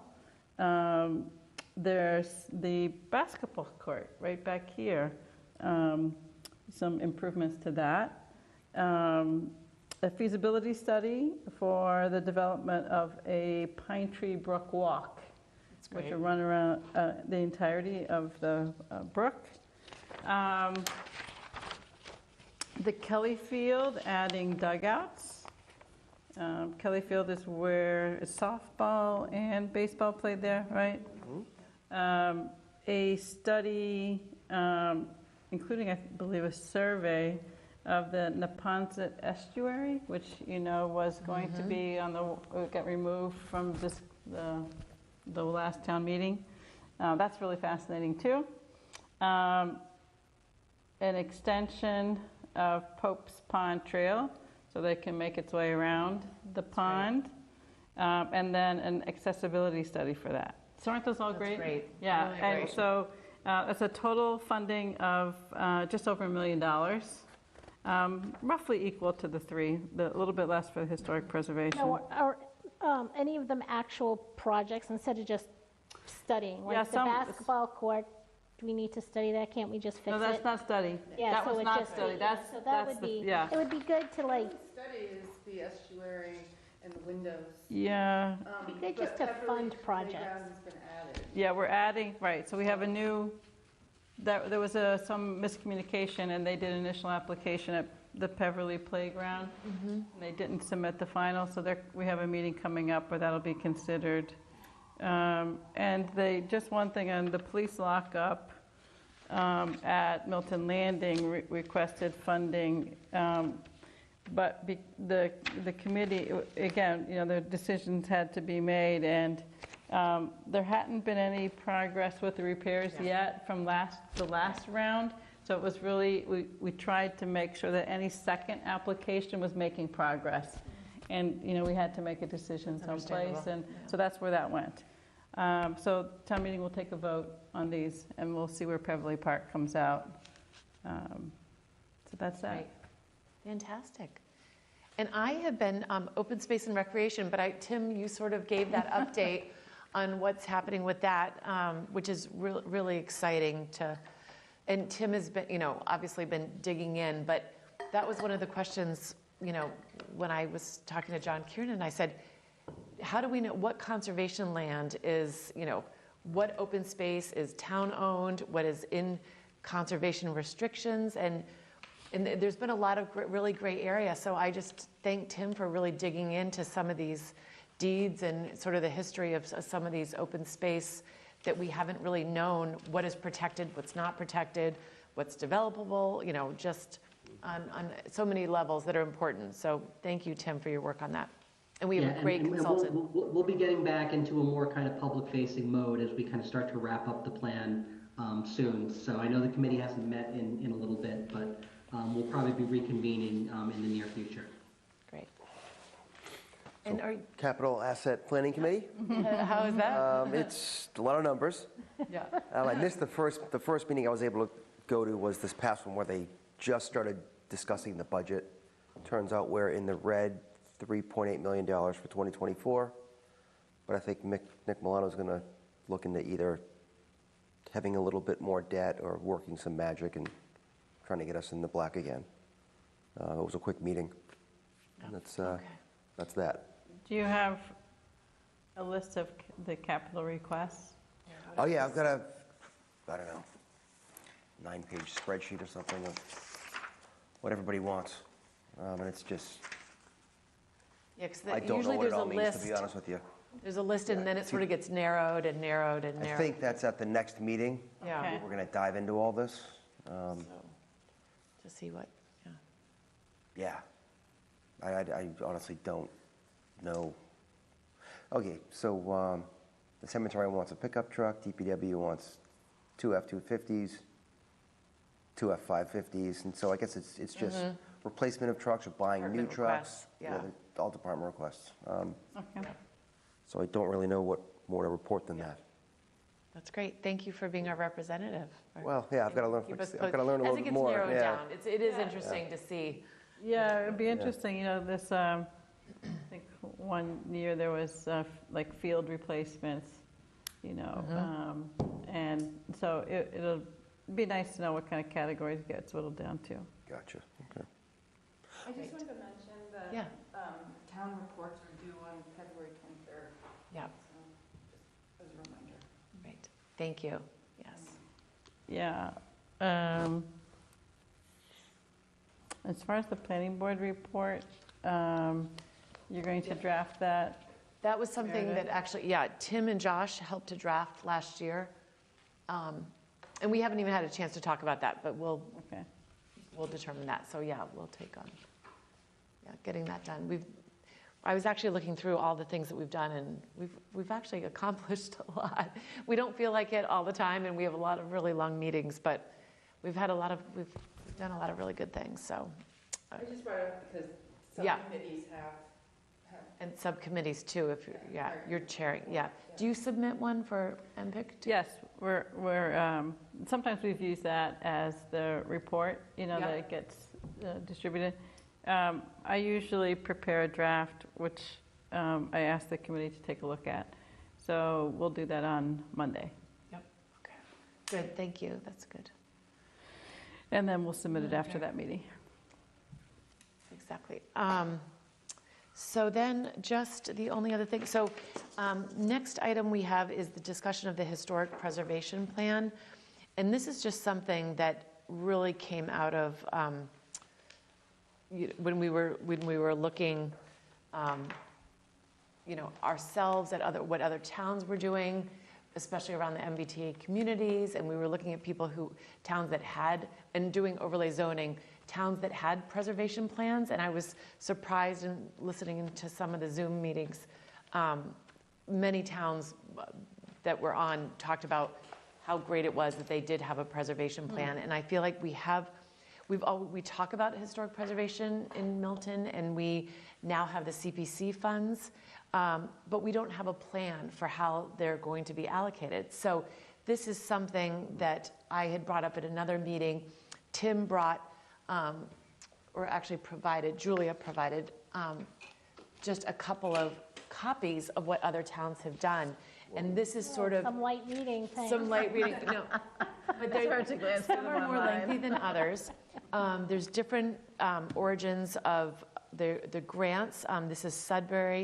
It was interesting, both Sudbury and Beverly use the same consultant, Heritage Strategies.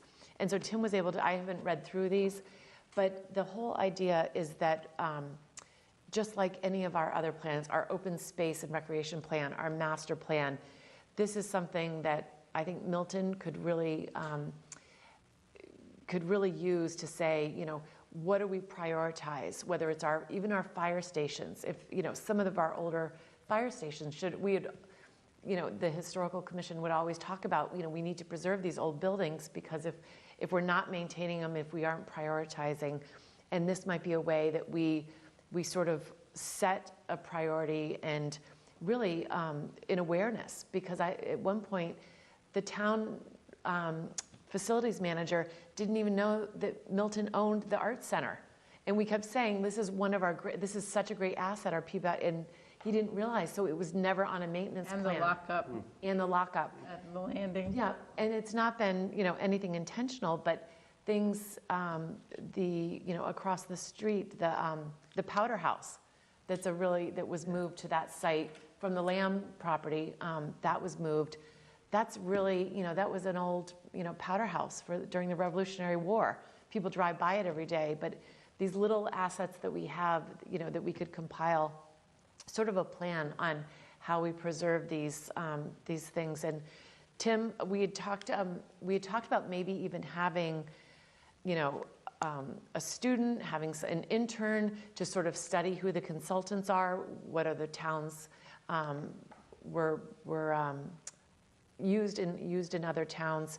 And there are, certainly a variety of ways that we could go about this, but possibly this could be something that we could partially fund, but MPIC could partially fund, because I know part of what your recommendation is historic preservation, and looking at CPC funds, that maybe we apply for a grant from the planning board to the CPC to fund doing a historic preservation plan. And we know these things take a while, so I thought it might be good to get it sort of into the queue and something that I think we're missing. And as we finish some of our other plans, we can maybe look at setting up a committee to initiate this. Tim, do you want to? Do you have an idea how much a consultant would cost to develop a plan, Tim? I'll kind of circle back on that. Okay. These are kind of, there's a lot of different towns that have historic preservation plans of various vintages. I tried to kind of pull up some of the more contemporary ones.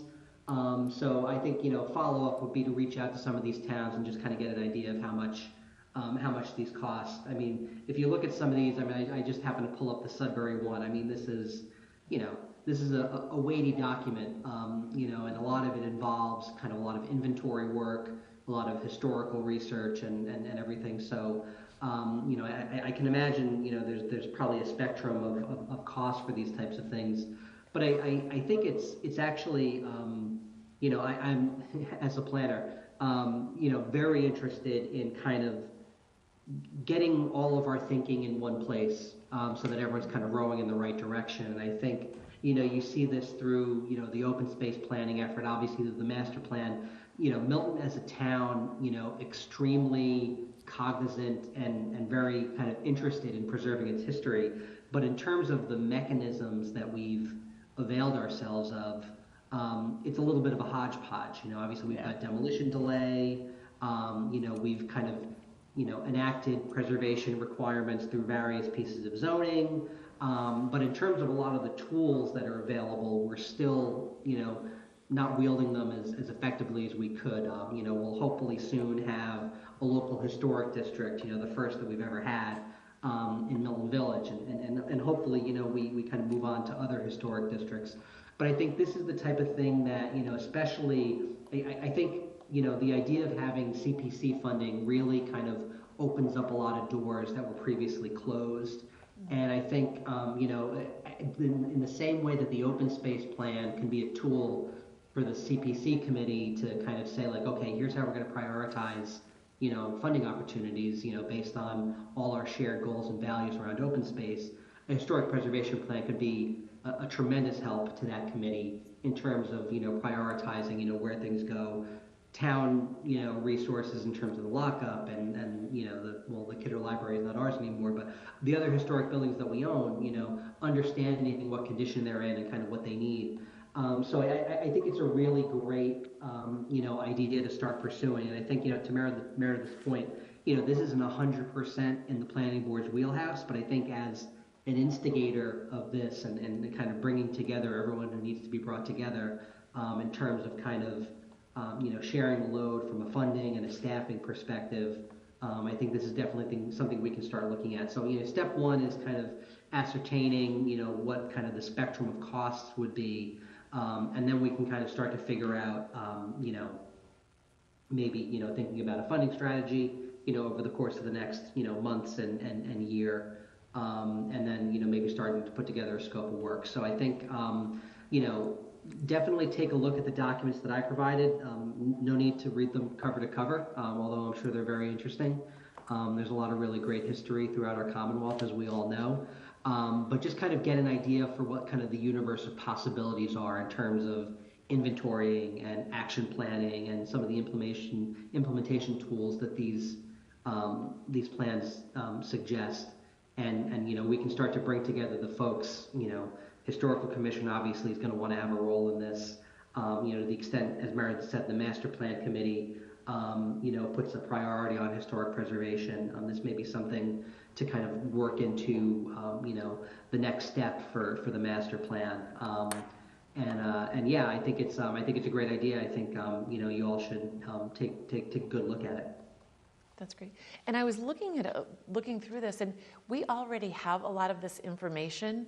This would be, it talks about scenic roadways in here, all the surveys of historic properties and districts.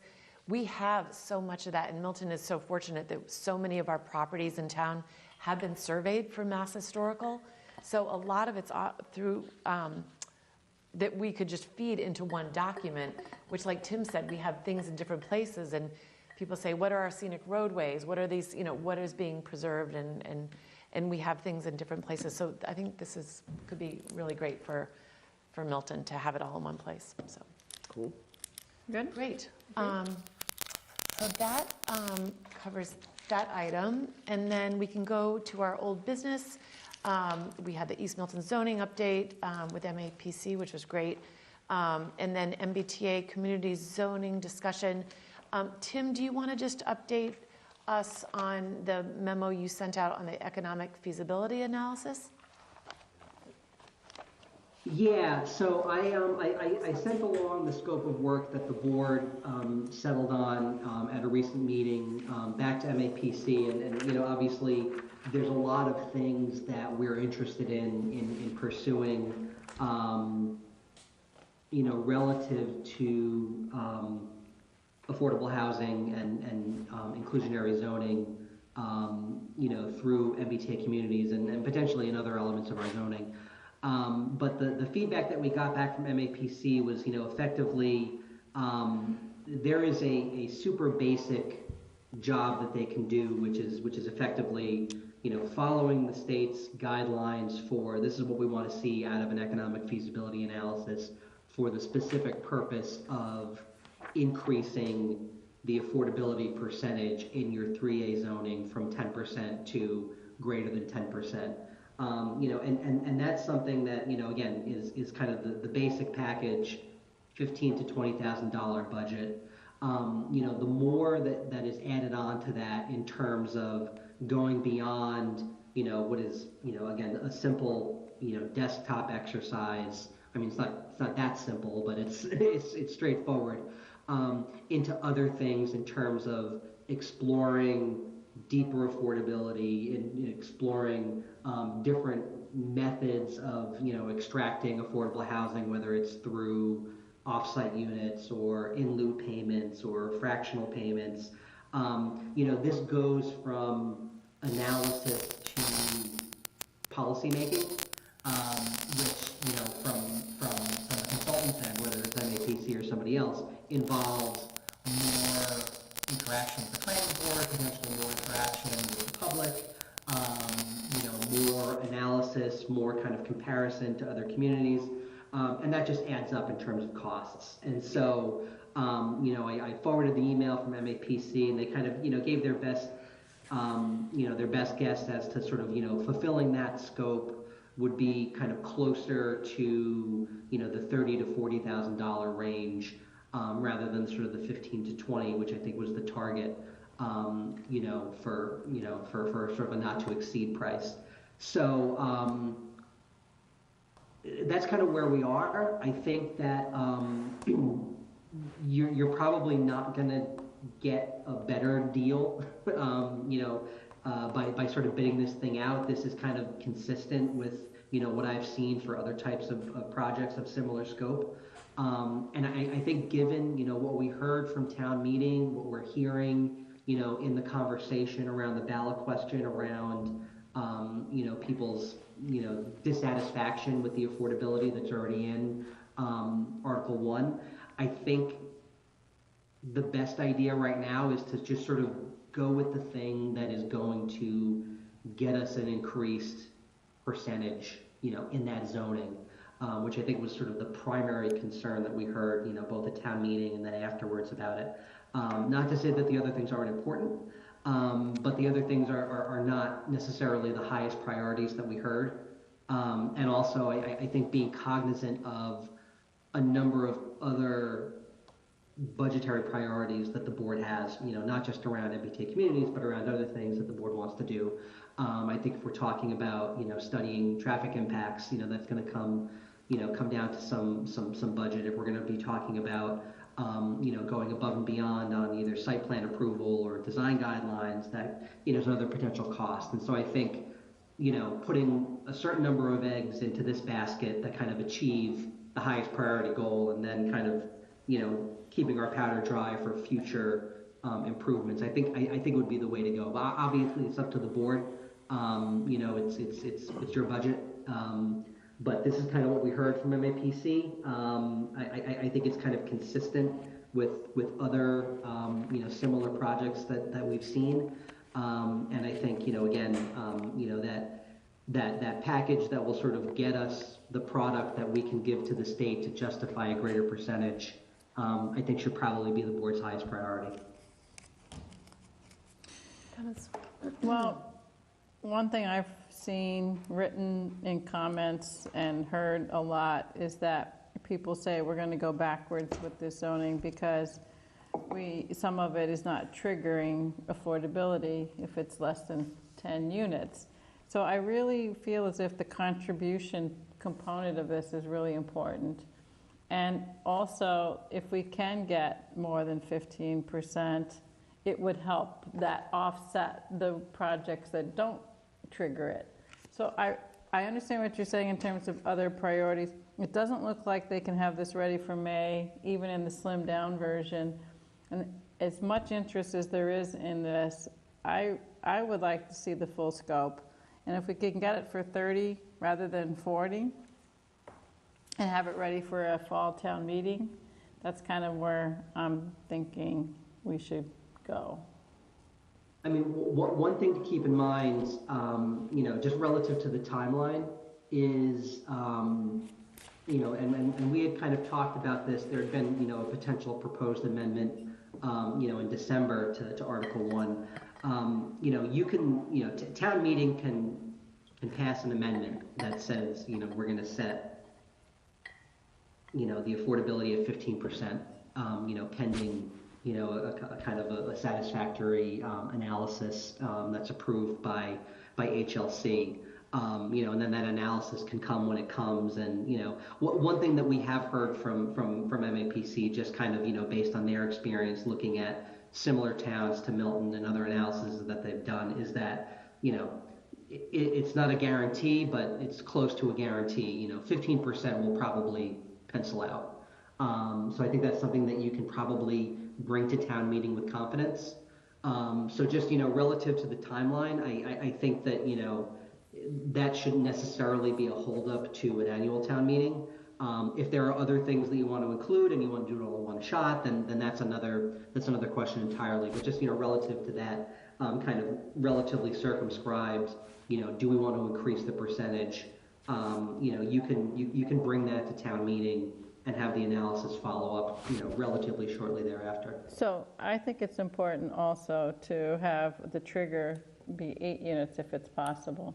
So if you're saying that we can have an amendment ready for May that goes to 15% with a trigger at 8 and includes a financial contribution for less than 8, and we follow it with the backup, then I'm fine. But I don't know what the financial contribution number needs to be. So I don't know how we determine that. I think I heard in a conversation with Ned Corcoran recently that he had a client and was doing a project in another community in Massachusetts where there was a contribution required for a subdivision, and I don't remember what that number is, but if there is a way, Tim, has anyone else been doing this that we could draw from? Like, has Lexington done it, or any other, Arlington, or? I thought Newton had a contribution. We can look into it. I mean, one thing that we've heard from HLC, who's been kind of reviewing these economic feasibility analyses, is, you know, the advice that we got from them is, you know, getting anything that's below 8 units, and 8 units is kind of right on the line.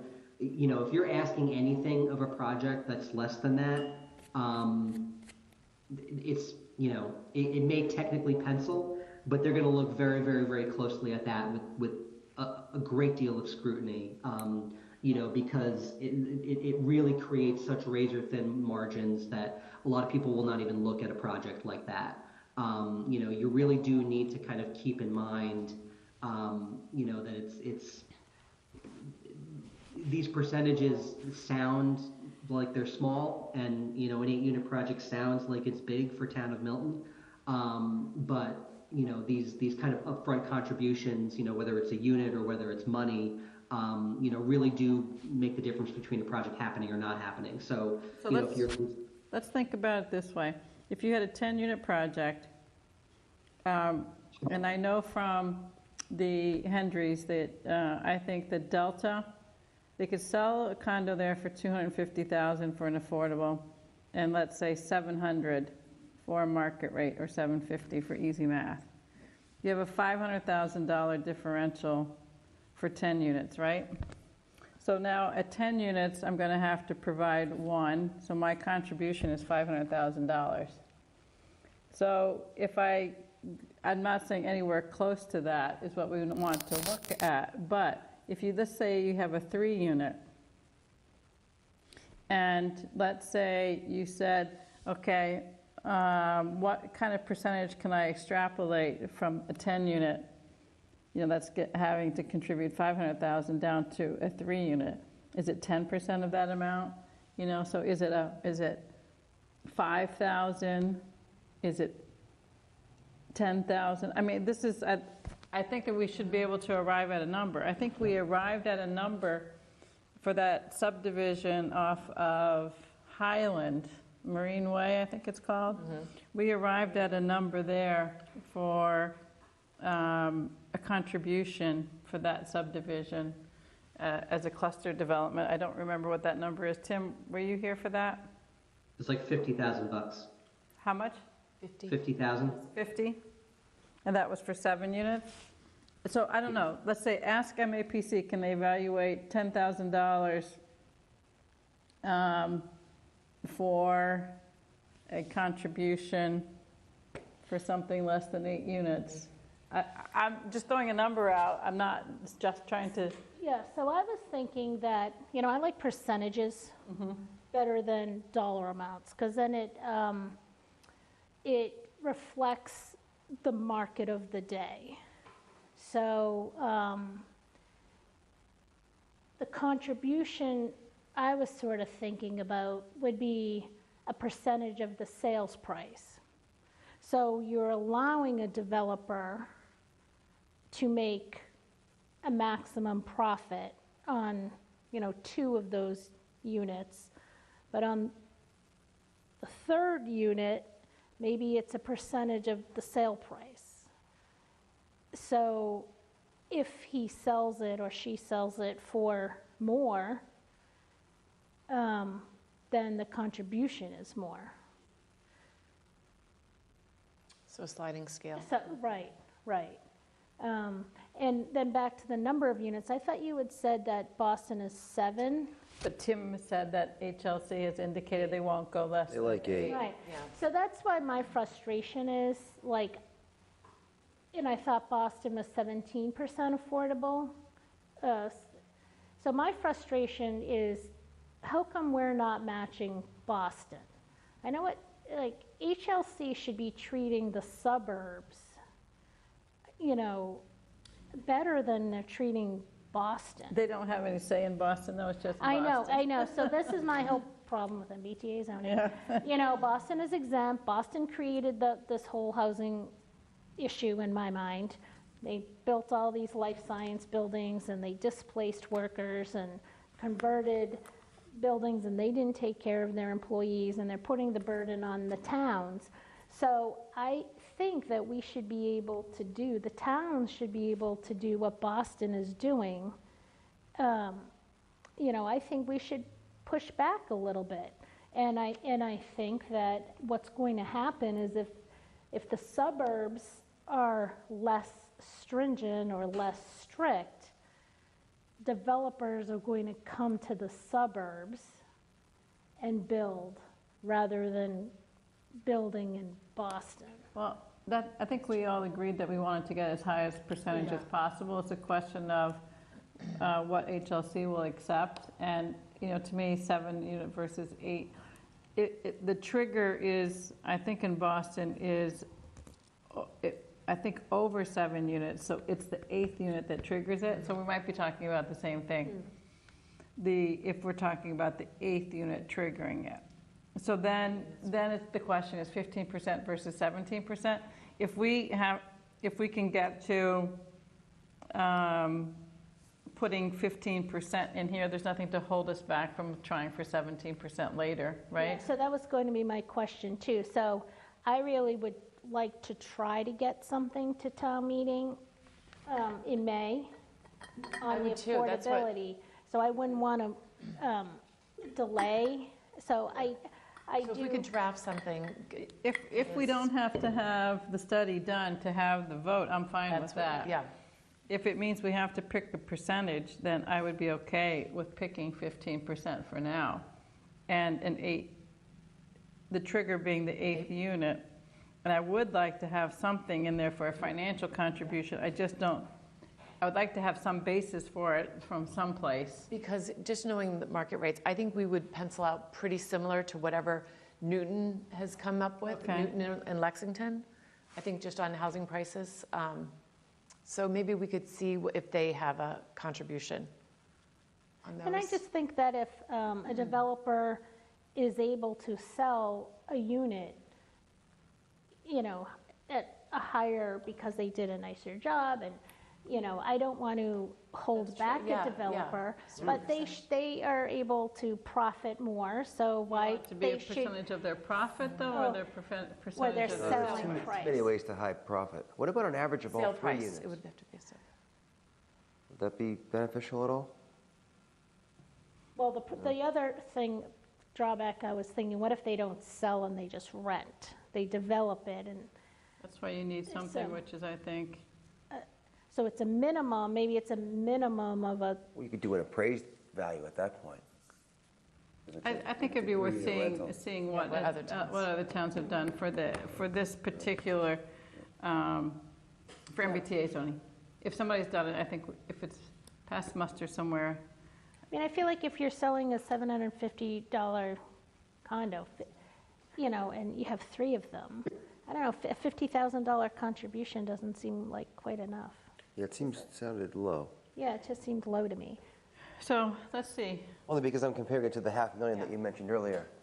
Yeah. Well, that's the thing, like, That's again, some people, developers will say, okay, I'm not gonna do 8 units because I'm losing 500. I'm gonna do, 7 beautiful units. And you make it know, up there. something, like if you do that as a percentage, so if you do 15%, you know, times, so if you, like the 8th, I guess the other thing we haven't talked about, which we did, you know, like in Milton Village, what do you do on a percentage basis? So, you know, I just did 10 units at 10%, that gives you 1, right? But what if it's 12% and now you're at 1.2? What's the 0.2? Is it rounding down? Is it a contribution? Always You round know, up, always round up. on Milton Village, we went up and down. So, you know, Or did we do a And, contribution? and I don't and remember if the now. market's a little soft, I don't want to penalize the developer if he didn't get the sales price he was hoping for, So that's why I like a percentage, because it goes with what's actually happening on the ground. And I think it was Lexington, but they had a they had it, and that's what we eventually would have. They would have a percentage for condominiums and a separate amount for rentals. They looked at both separate, differently, Yeah, so if for we their can- contributions. If we could take a look at that. Yeah. Do we have that already, that policy? I have, yeah, Tim printed it out for me. I have it. So is that what it's you put in available. one of our folders, Tim?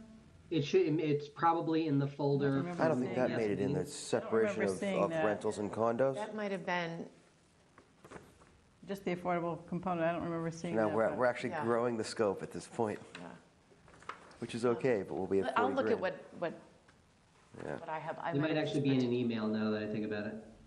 Yeah, it's something that I printed up. Oh, no. It's from, it's in the January 11th folder, the Lexington Economic Feasibility Study. Yes. that Okay, was- I'll take a look at that. So I guess what I would say in terms of direction for MAPC, if we said we wanted to go with 15% and 8-unit and a contribution, that would need to be what the scope is? And then we would have to come back later and try and deal with a higher percentage. So I guess think if that so. can be done for 30,000, Tim, how much money do we have in the planning board budget for this fiscal year remaining? I don't know if we've actually spent any planning board budget. So we have 50 then? Well, they wouldn't do it for the 15 to 20,000? Yeah, they would do that for the 15 to 20. Including what we just talked about? That might The be. contribution. The contribution? Yeah, 15 to 20. I mean, what do they do? That's a lot of money for. All right, how about then? Squeeze that it for 20, have them do the authorize- contribution. We voted to 20 then. authorize up to 15, but maybe we Yeah. authorize up to 20 if it includes the contribution. And there's nowhere else we can get that money from, huh? It's got to come out of our budget? There's still some 3A grant money. There you go. But the other thing to remember, Jim, we lose the money at the end of June if we don't use it. Well, it goes back into free cash, right? Yes, thing I but we learned from don't, we as the planning board committee. doesn't. Well, it's all right, but if we don't spend it, at least it goes back into the town. Oh, If we sure, use the grant of money, course. I'd rather But we- spend grant money than our money, Right. right? And most of it would cover that. Okay.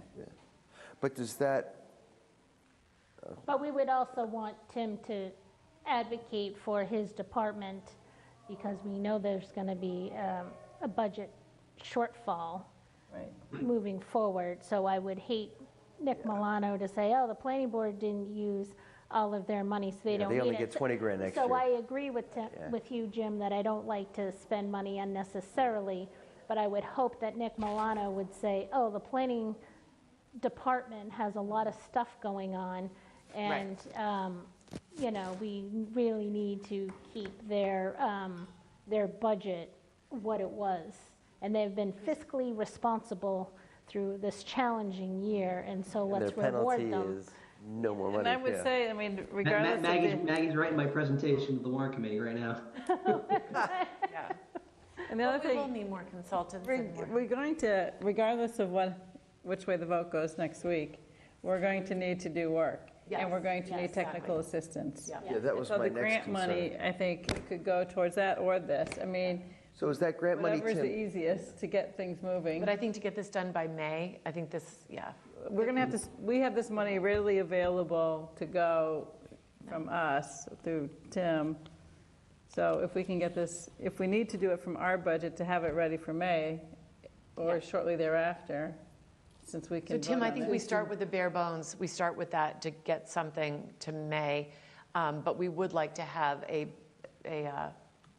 pay-in. And push for 17% and 7 units. That's what I think. I don't think 7, if we know that HLC says no to 7, I don't think we should push for it. Well, they I'm didn't kind of say no, annoyed they at just don't like HLC. it. They'll scrutinize it more, right? But it doesn't mean they'll say no, does it? Right. Tim's the one who has to Tim, answer that. Sorry. Would they say no to it, or would they just scrutinize it a little bit more? Just like a lot of things, they don't speak in absolutes when they offer this advice. But it was pretty clear to me reading between the lines that it would be a good idea to kind of stick to 8, as kind of the threshold. 15%. And honestly, like, a lot of that is kind of based on their experience with seeing like lower than 8 just doesn't pencil.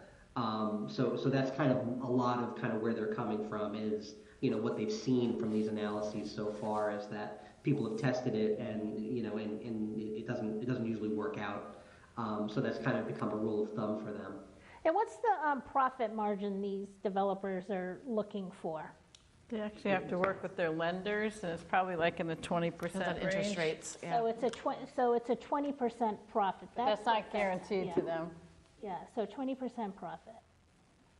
And so how much would their profit be reduced by? What percentage would their profit? If you look at it, if you said it's 500,000 for one unit, let's just say on a 8-unit project, you're taking 40,000, is that right? No.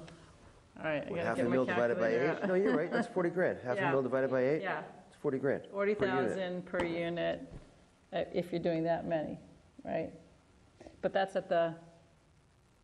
so if you're doing less and you're So if thinking. you're doing a 3, it'd be 120 grand, right? Is that doable? So, like, I think of the smaller units. Their 40,000 might be the number then.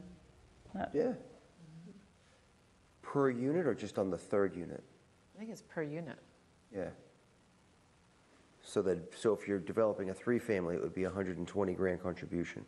That's a lot though, isn't it? Because your profit would be. So that's like in your world, the 3 units. Yeah. How would that? I think that's a lot. I've never developed and flipped a 3-unit. Yeah. Well, if your Maybe we construction can- costs I are just- roughly 500,000 per unit, which I would guess, and they would sell for 300 to 350 a square 8 foot. They would sell for, on average, I mean, they're going higher, but Yeah. But it don't depends on the forget- square footage. It I depends mean, on you the have size of the your unit. land costs, your carrying costs, your Well, let's say you buy one for, interest rates and. call it $1 million. A single Tear it family house down. on. You know, I Sorry, think but we tear shouldn't it down. speculate. I think I know, we need to do we some should, math. I know, because it's 11 o'clock and we're, so Tim, maybe we could do some research and see what the contribution is from Lexington on theirs, because it was really broken out with rental contributions and condo contributions, and I would think we would align pretty similarly. So what are we authorizing then? Are we authorizing Tim to use planning board funds of up to 15? I don't know that. No, we have that in the 3A. That's, Are we Tim, now do you want to using clarify that? 3A funds or what? We authorized 15,000 at our last meeting, and the source, Tim? I actually wasn't there. Josh, I think it was $15,000 from planning board It was budget. from planning board funds. That is correct. But can we change that and make it, get the 3A money? You do whatever you want. But the question is, how quickly can Okay. you mobilize the 3A money? So that is, it's easy peasy.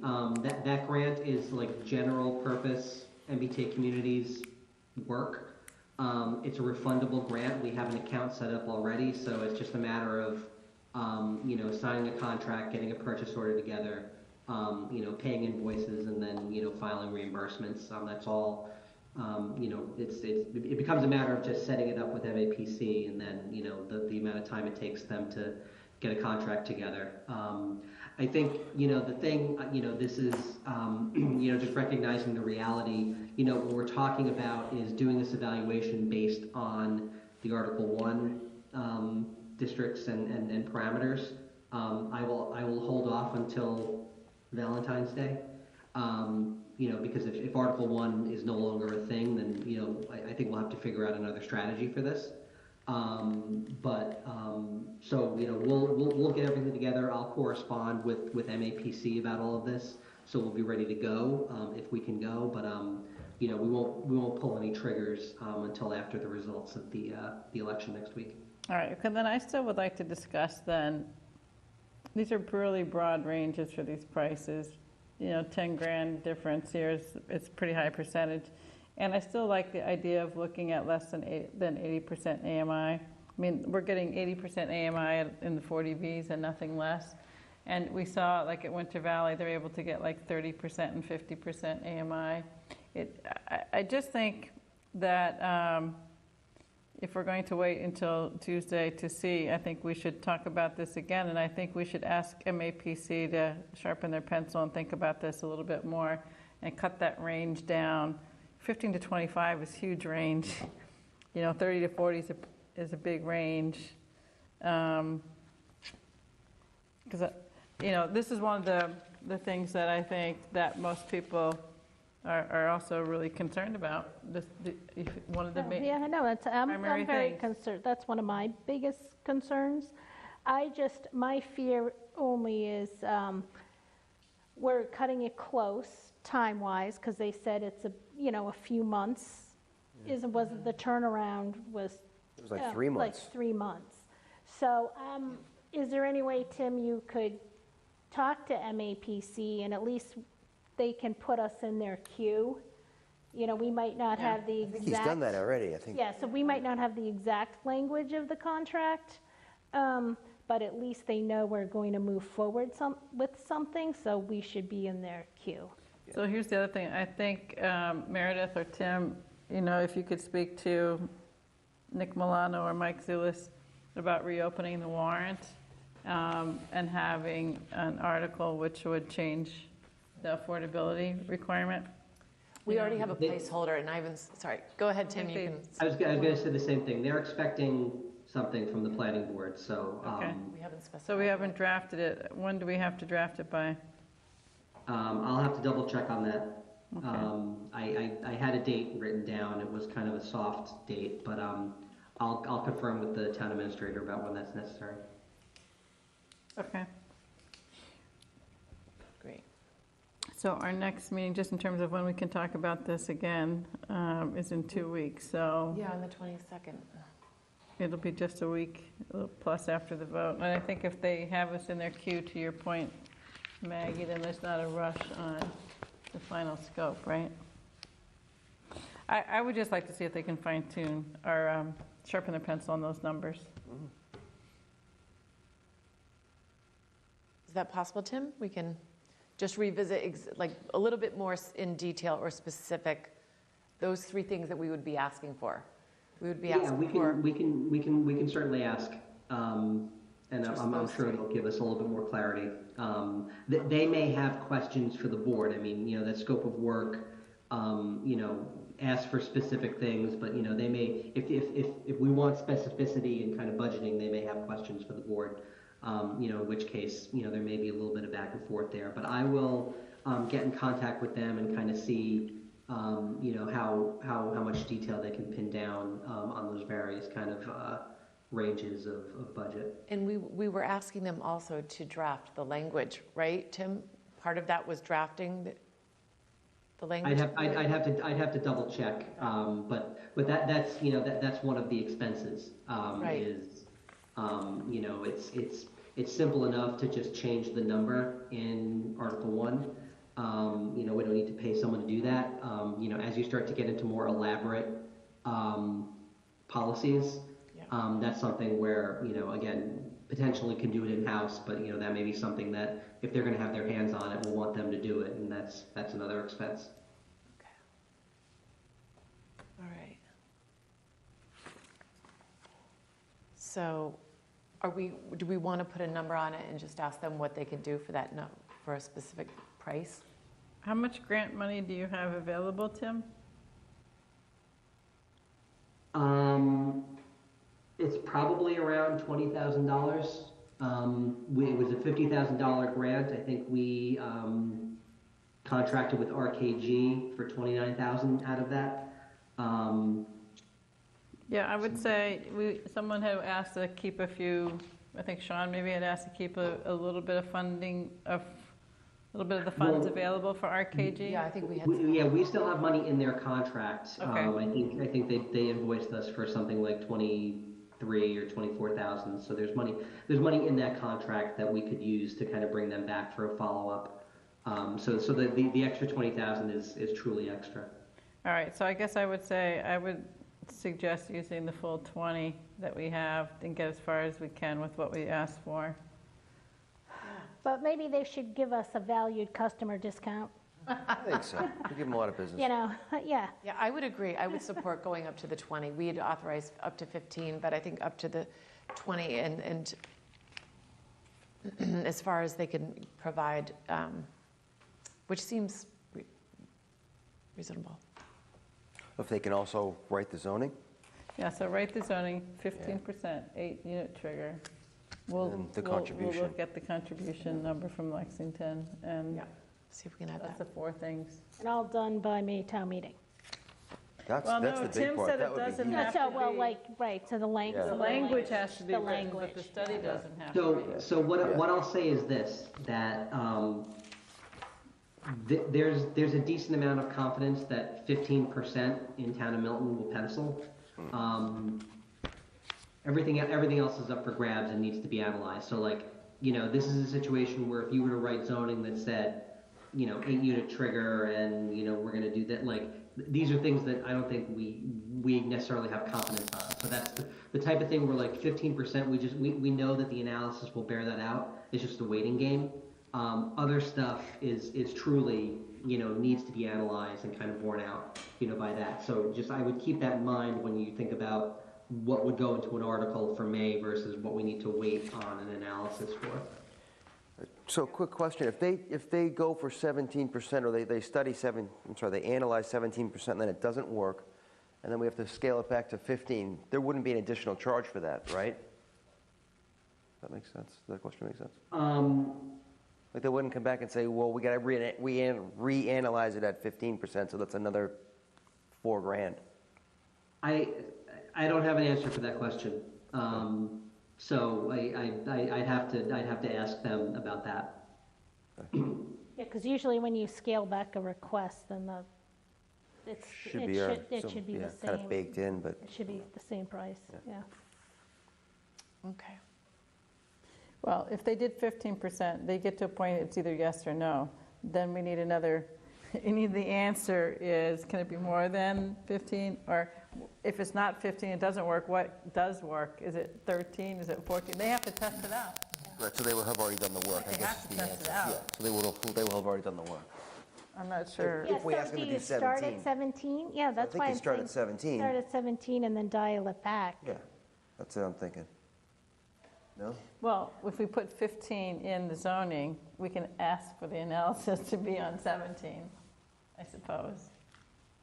Let's do that. Yeah, but I mean, so you would need to, if 17 doesn't work, like, we'll have to talk to them and see how this analysis actually works, because ultimately what you're asking them to do is give you or provide the analysis that will go to HLC to back up whatever number is in our zoning. And so, it may not necessarily be as simple a matter as like, okay, 17 didn't work out, so we know that 15 will. That'll need to be explicitly analyzed and shown, in the math that they pass on to HLC. So you really do need to be specific about what you're asking for. And again, I know everyone wants to do as much as is possible, but it's also, we're going from not having any affordable housing policy in this town in history to a relatively complex set of policies. And, budget aside, I think also, 15% is a lot. And I think, going back to the conversation about, City of Boston, a good way to get higher affordability percentages is to allow higher height and higher density, which I think based on our previous conversation, we're not really ready to do that.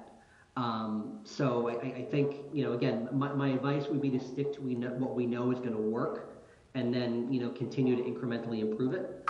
But also, you need to be specific about what you want. So I will talk to MAPC about, getting specific budget numbers on additional scope items.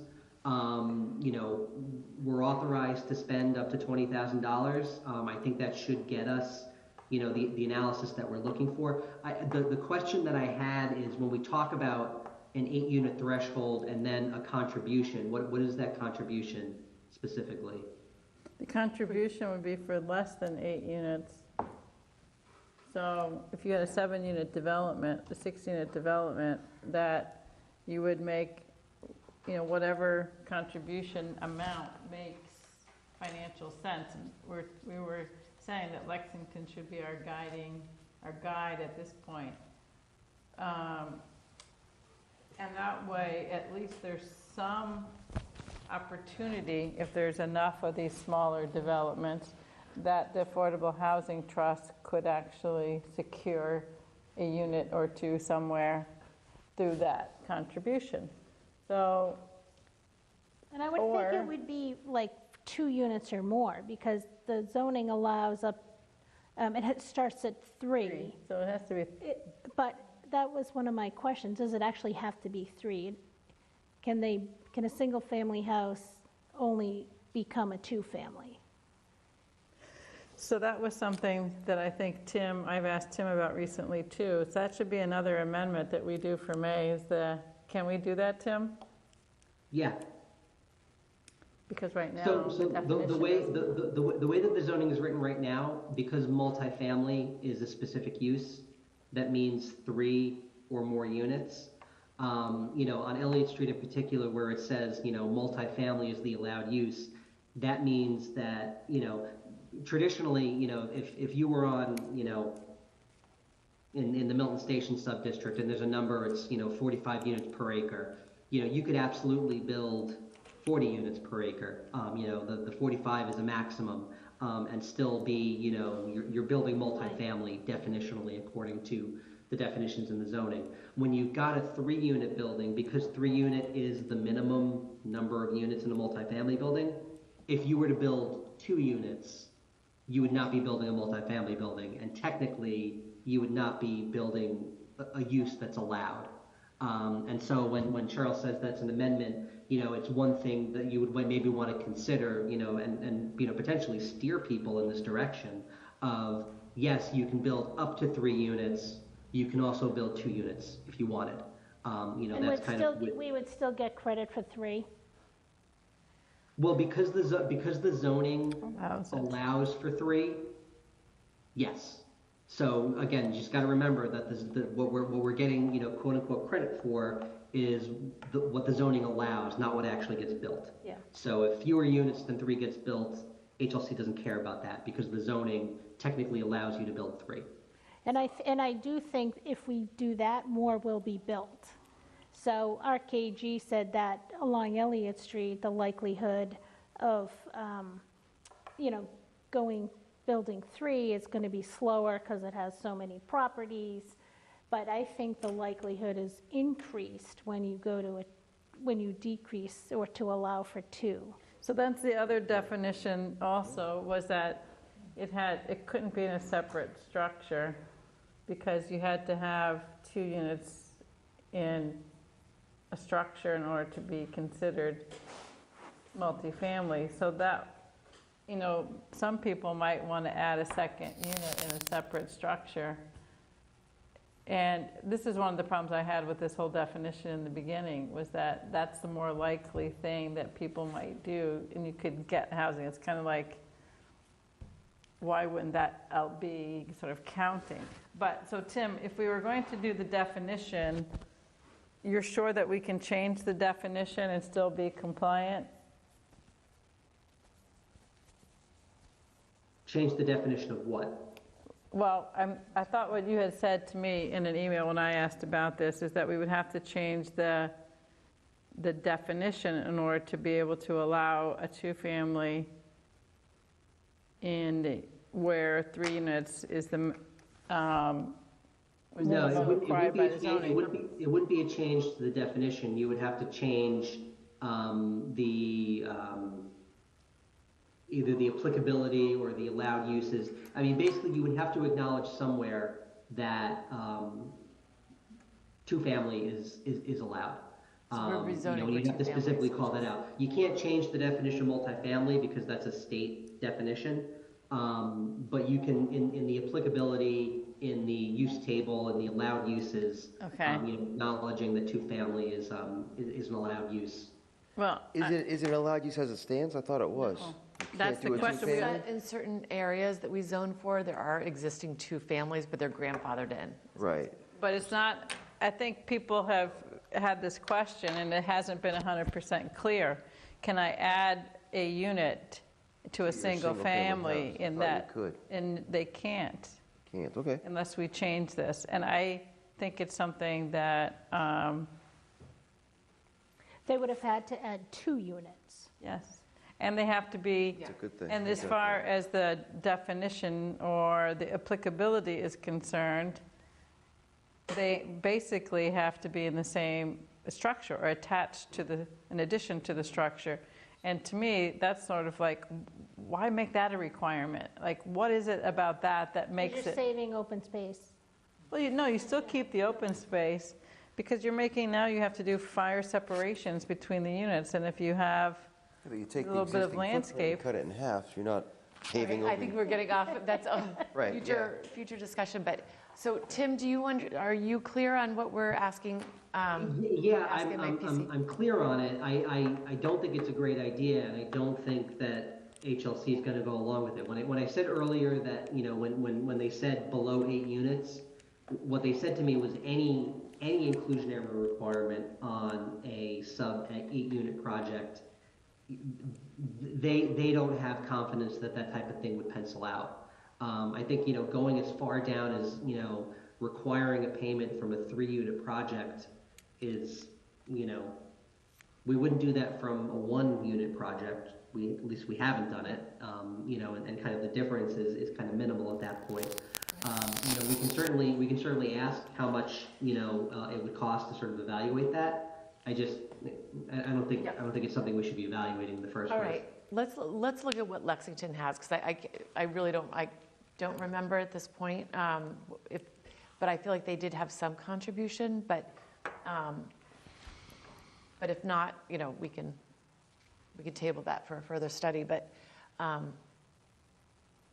I think if we could put a contribution in, and if other towns have been successful in doing that, it would be worthwhile.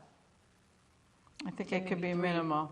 Even if we're $5,000 a unit, it's something in the Affordable Housing Trust that can get you No, somewhere. that's too- I'm just saying, Yeah. you know, And we won't have that something number that, tonight. it's not but- something that's all going right. to kill it. Yeah, Okay. yeah. All right, so let's move forward on that, and we'll pick up that discussion on the 22nd, put that on as an agenda item.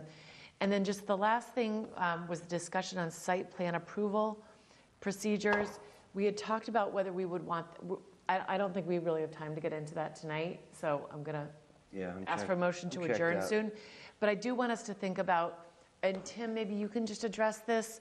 You said just what your conversation was with Karis, that I believe there was a town that she really liked their site plan approval. Yeah, she's actually working on amendments in Natick. They're actually bringing them to, I think to their annual town meeting. I don't know if they have language that's quite ready for prime time yet. But I'll check in with her again, and she said that it sounded like Natick was doing similar things to what we're interested in doing.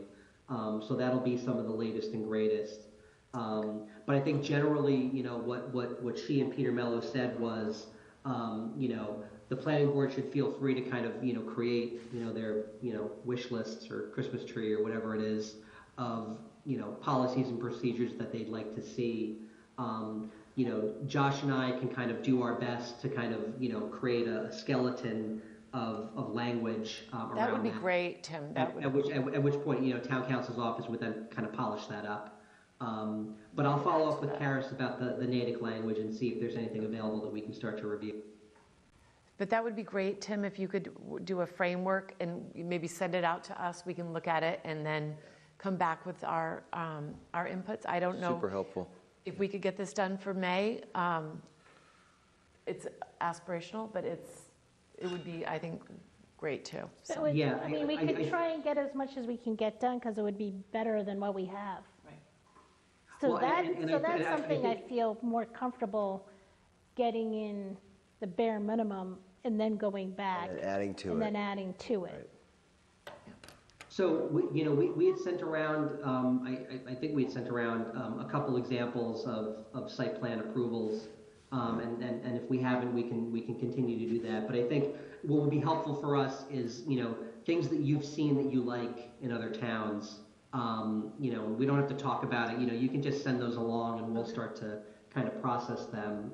But, I kind of, we've heard, bits and pieces over the course of the last 10 years of what you all kind of are interested in.